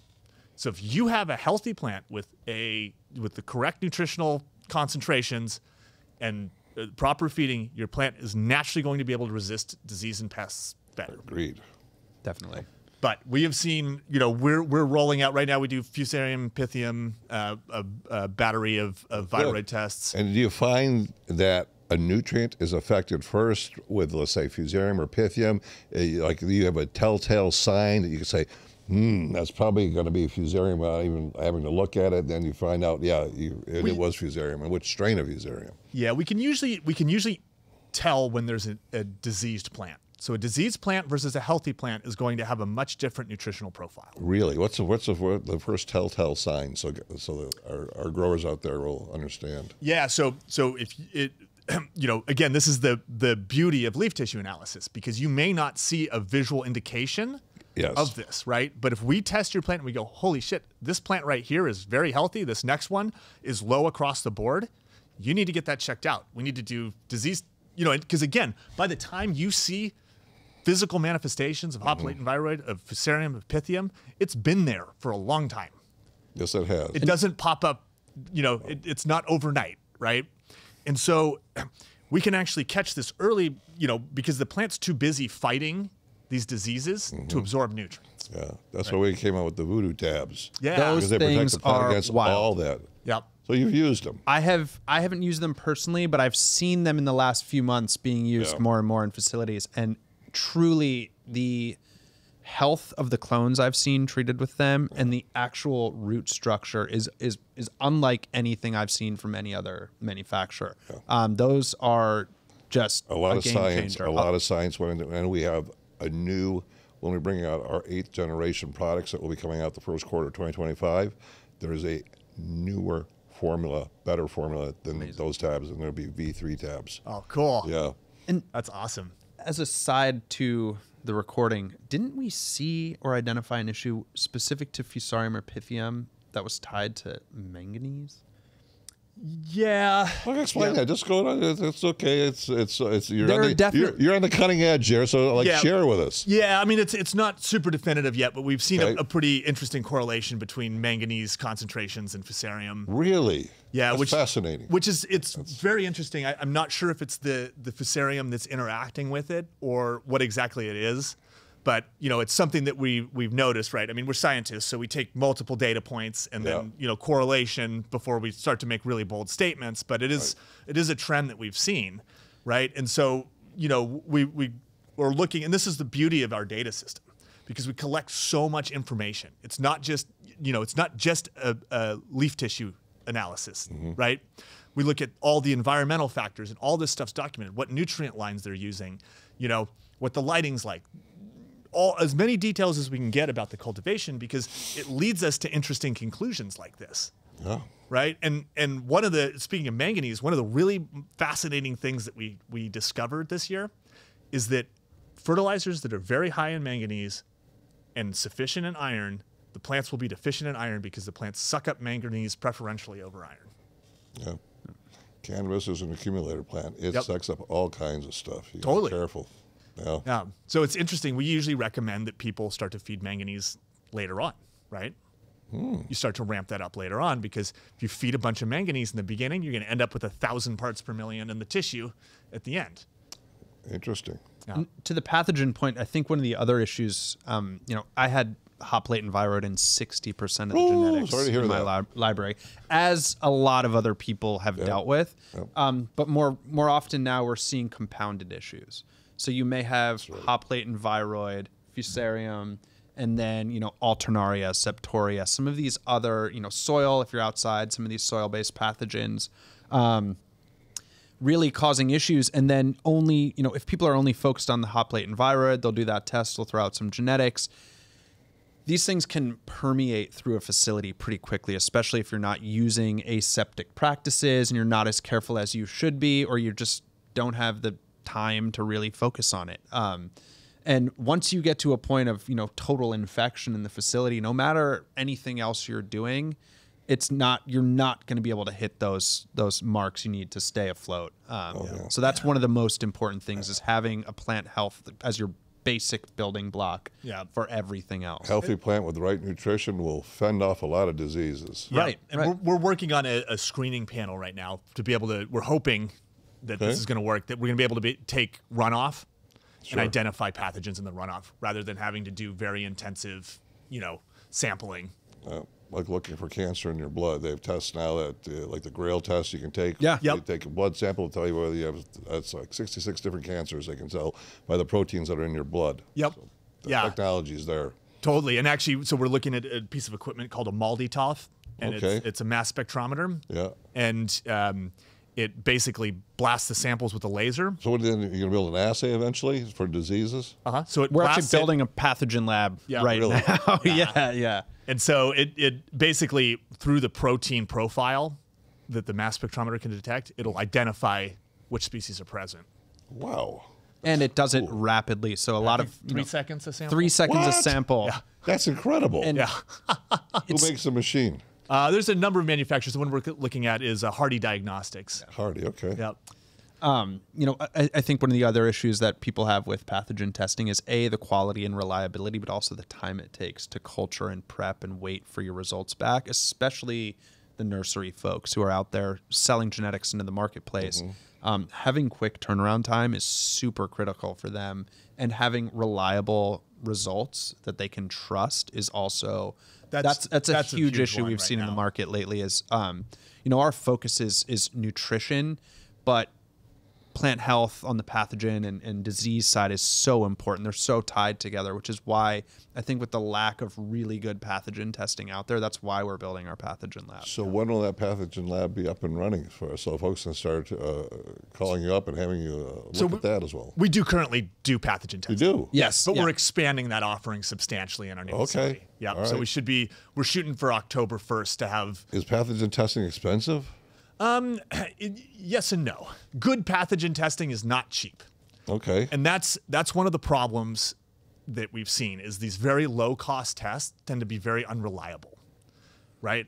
And so it's actually, I tell people this. I go, look, you're going to go take a cheap pathogen test. Just come over to my house and we'll pile all that money up in my front yard and we'll set it on fire because at least it'll be useful and keep us warm. And right? also, to Adam's point, like how you approach pathogen testing makes a huge difference. Like doing an HLVD test on a leaf versus root tissue, it can occasionally give you a completely different result. Like the plant could be positive for HLVD. It resides in the roots. Exactly. So if you're testing that leaf tissue, we've even had plants where we took different samples from different parts of the plant, and one was positive, one wasn't. That root tissue is much more accurate to really determine whether or not that plant has that issue. Yeah. And the worst thing you can do is have a positive plant test negative because then you go, okay, it sends you down a whole different rabbit hole. Sure it does. Right. And so our focus really is on quality.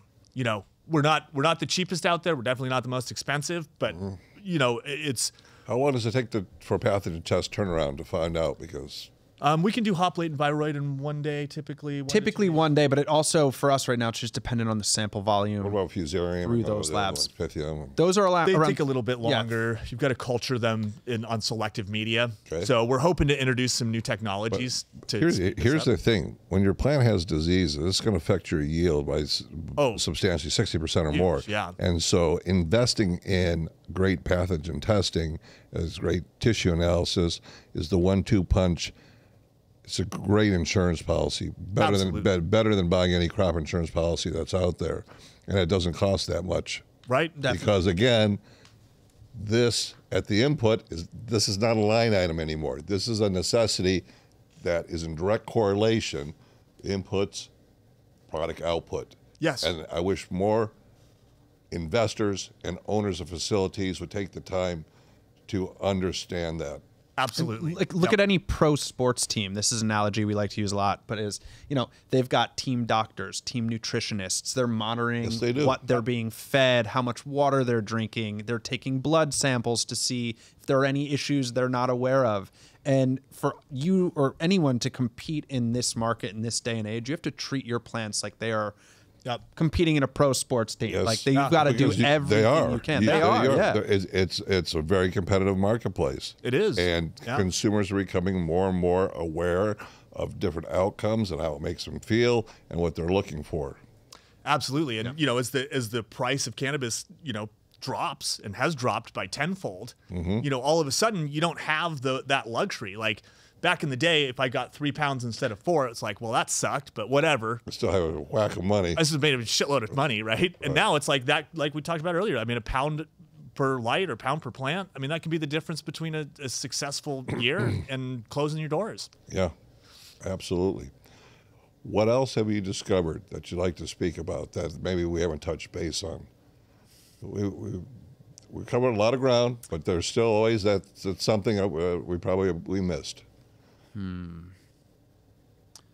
We cover a lot of ground. Yeah. I think, I mean, just overall, I think the industry is kind of moving away from bro science. Yeah. And people are kind of Good to hear. realizing. Yes, finally. You know, like I had said earlier, we've gotten so many more phone calls this year than ever before. And so Science is the truth. Science Yes, holds the real answers. Other than this bro science and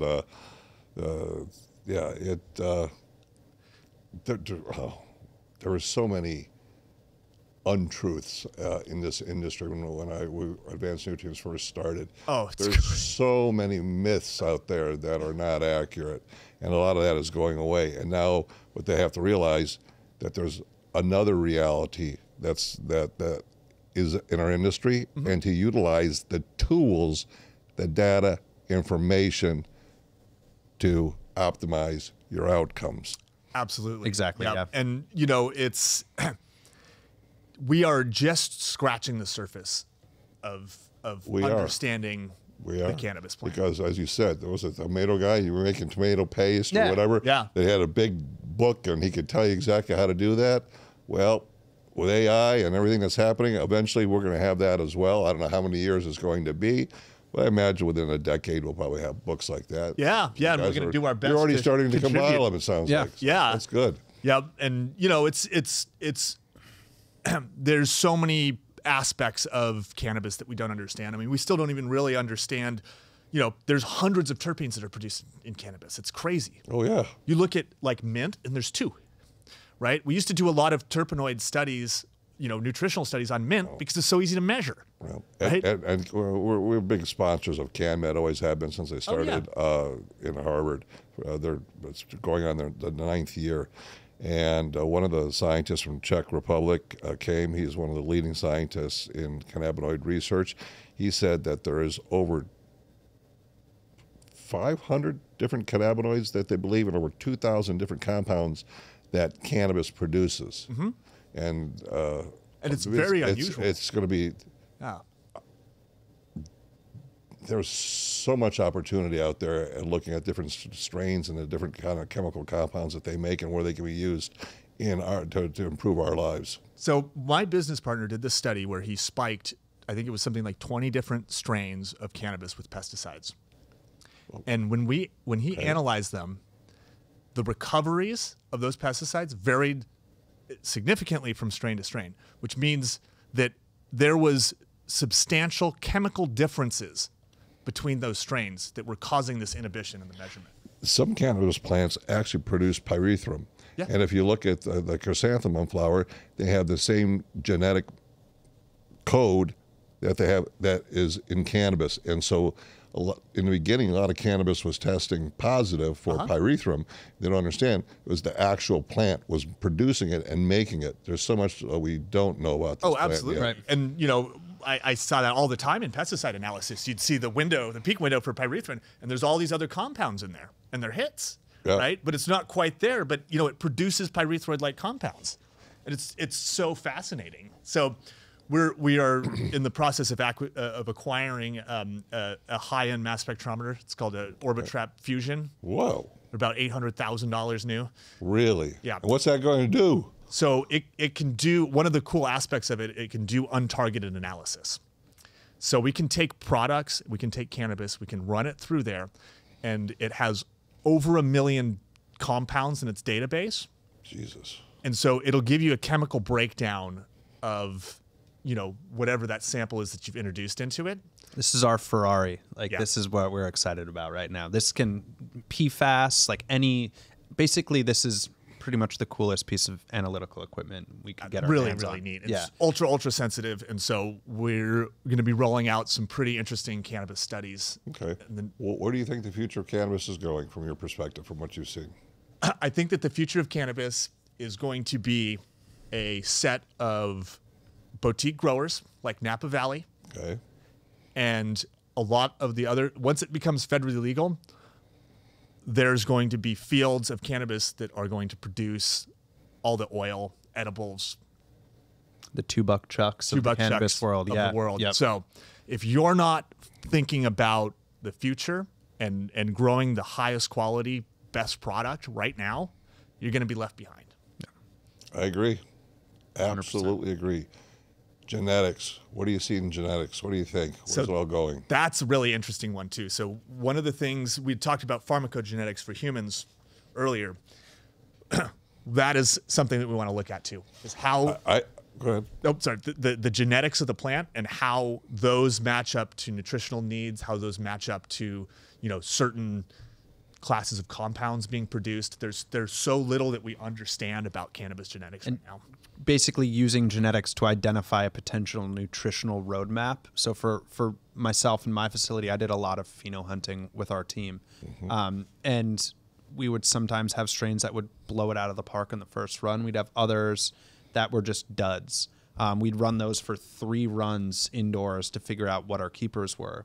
Using genetic testing, you may be able to identify, what does this plant need nutritionally to maximize its potential based on those genetic markers. So you shorten that ramp-up time from 3 runs down to 1 or 2. And then from there, you have an understanding of what that plant's going to need all the way through. You can just feed it, and then you can do your pheno hunts that way. There's so much to it. Totally. And you say like, okay, like I really like this type of feeling, right? Yeah. From this plant. Okay, well, what is it in that plant's genetics that causes your body to react that way? In your genetics, that's Yep. it. Yep. Yeah. Like what is that interaction? And it's a really, I mean, we are just now understanding that for pharmaceutical drugs, right? Like really starting to understand that. And so we haven't even touched the surface of it in cannabis. You guys using AI at all or anything to figure We do, out? yeah, we do dabbling use- with that. We run our data set through some AI tools that we have, Yeah. just to kind of crunch numbers and identify trends that we would not be able to run ourselves just because we have an enormous data We set. have over 15,000 data points from tissue Just from analysis. leaf tissue analysis. Just from leaf tissue analysis. What's the craziest outlier strain that you was seeing and went, this is incredible, what it's using? Oh my God. Like, there must be some freaks out there. Yeah, I mean, one of the most interesting things, we talked about calcium earlier. Yeah. And we were working with this client, and their calcium levels were generally, we recommend about 4 to 5% calcium by weight. Theirs calcium was 12 to 13%. And the plants look great. And it actually made us stop and rethink the calcium target value. Because that plant, we said, okay, well, this is excessive levels of calcium. And he goes, my plant looks amazing. He sent us pictures. And the smokability was great. Like Yep. end of flower, I think we hit 13% 13% calcium in the flower. It was just crazy. And the So guy, did you find the higher calcium better than this strain did? yeah, and so it was interesting because Did they find that the was point of diminishing return? There's definitely a point of diminishing return with any of the elements we're looking at, but for whatever reason, this specific strain at this specific level kind of hit its sweet spot. yeah, it was fascinating. Amazing. Yeah. and What so- was the strain? Do you remember? Do you recall? I don't want to say because it's a proprietary strain, and if I tell you, it will give away who we're talking about. Oh, okay. Yeah. Okay. I can tell you off We'll tell you camera. off camera, Yeah. But people know it. It's out there. It's a living soil guy. Very cool. Yeah, but I mean, it's amazing, that we were anticipating, call the guy and go, oh my God, So he was one of the, give it some more CalMag, more CalMag, totally. more CalMag. Yeah. And so it's interesting how, even all the work that we do, we're still learning so much. Yeah. Right. And we're always trying to get better. We're always trying to improve our target values. And, as we continue to grow this data set, we're going to be able to really, dial this in. JJ, who is our head scientist out of our R&D, based on some of your data sets, went into our 8th generation powdered products that are coming. So thank you for that. All right. Yeah. Of course. All right. Wear that like a badge of honor. Okay. Yeah. That's it. Yep. Absolutely. Okay. Absolutely. Thank you, JJ. Thank you. Yeah. All right. So listen, how do folks get hold of you? How do they be able to start, using this great service of yours? Yeah, you can reach out directly to us through our website. It's arvumplantlabs.com, or you can just Google Arvum Plant Labs. That's ARVUM. We're on social media too. You can find us, same name, Arvum Plant Labs. I'm Sam at Arvum Plant Labs. You can call me. My phone number is on our social media and on the website. All right, you're getting a ton of calls now. So. Yeah, 628-222-0949. That's why we'll leave it in there. That's all right. And yeah, we're also all about collaboration, and we really believe that the rising tide lifts all ships. One of our really close friends is Sergio Picasso, and he runs the Connect events up in Sacramento, which are one of our favorite events to just go and start meeting people and chatting, because to that point of the rising tide lifting all ships, like there are things out there that we don't know, and we want to work with people and bring us problems, bring us questions, bring us samples, so we can all start to better understand this plant. We're all, we just want to learn more. Yeah. Right. And we know that we don't know that much. Well, gentlemen, thank you for your time today. We'll look forward to having you back on. All right. As the technology changes and as you find things, you can share that with our community. So thank you very much. Hey, thank you. It was a pleasure Thanks, being Mike. here. Appreciate it. Appreciate it.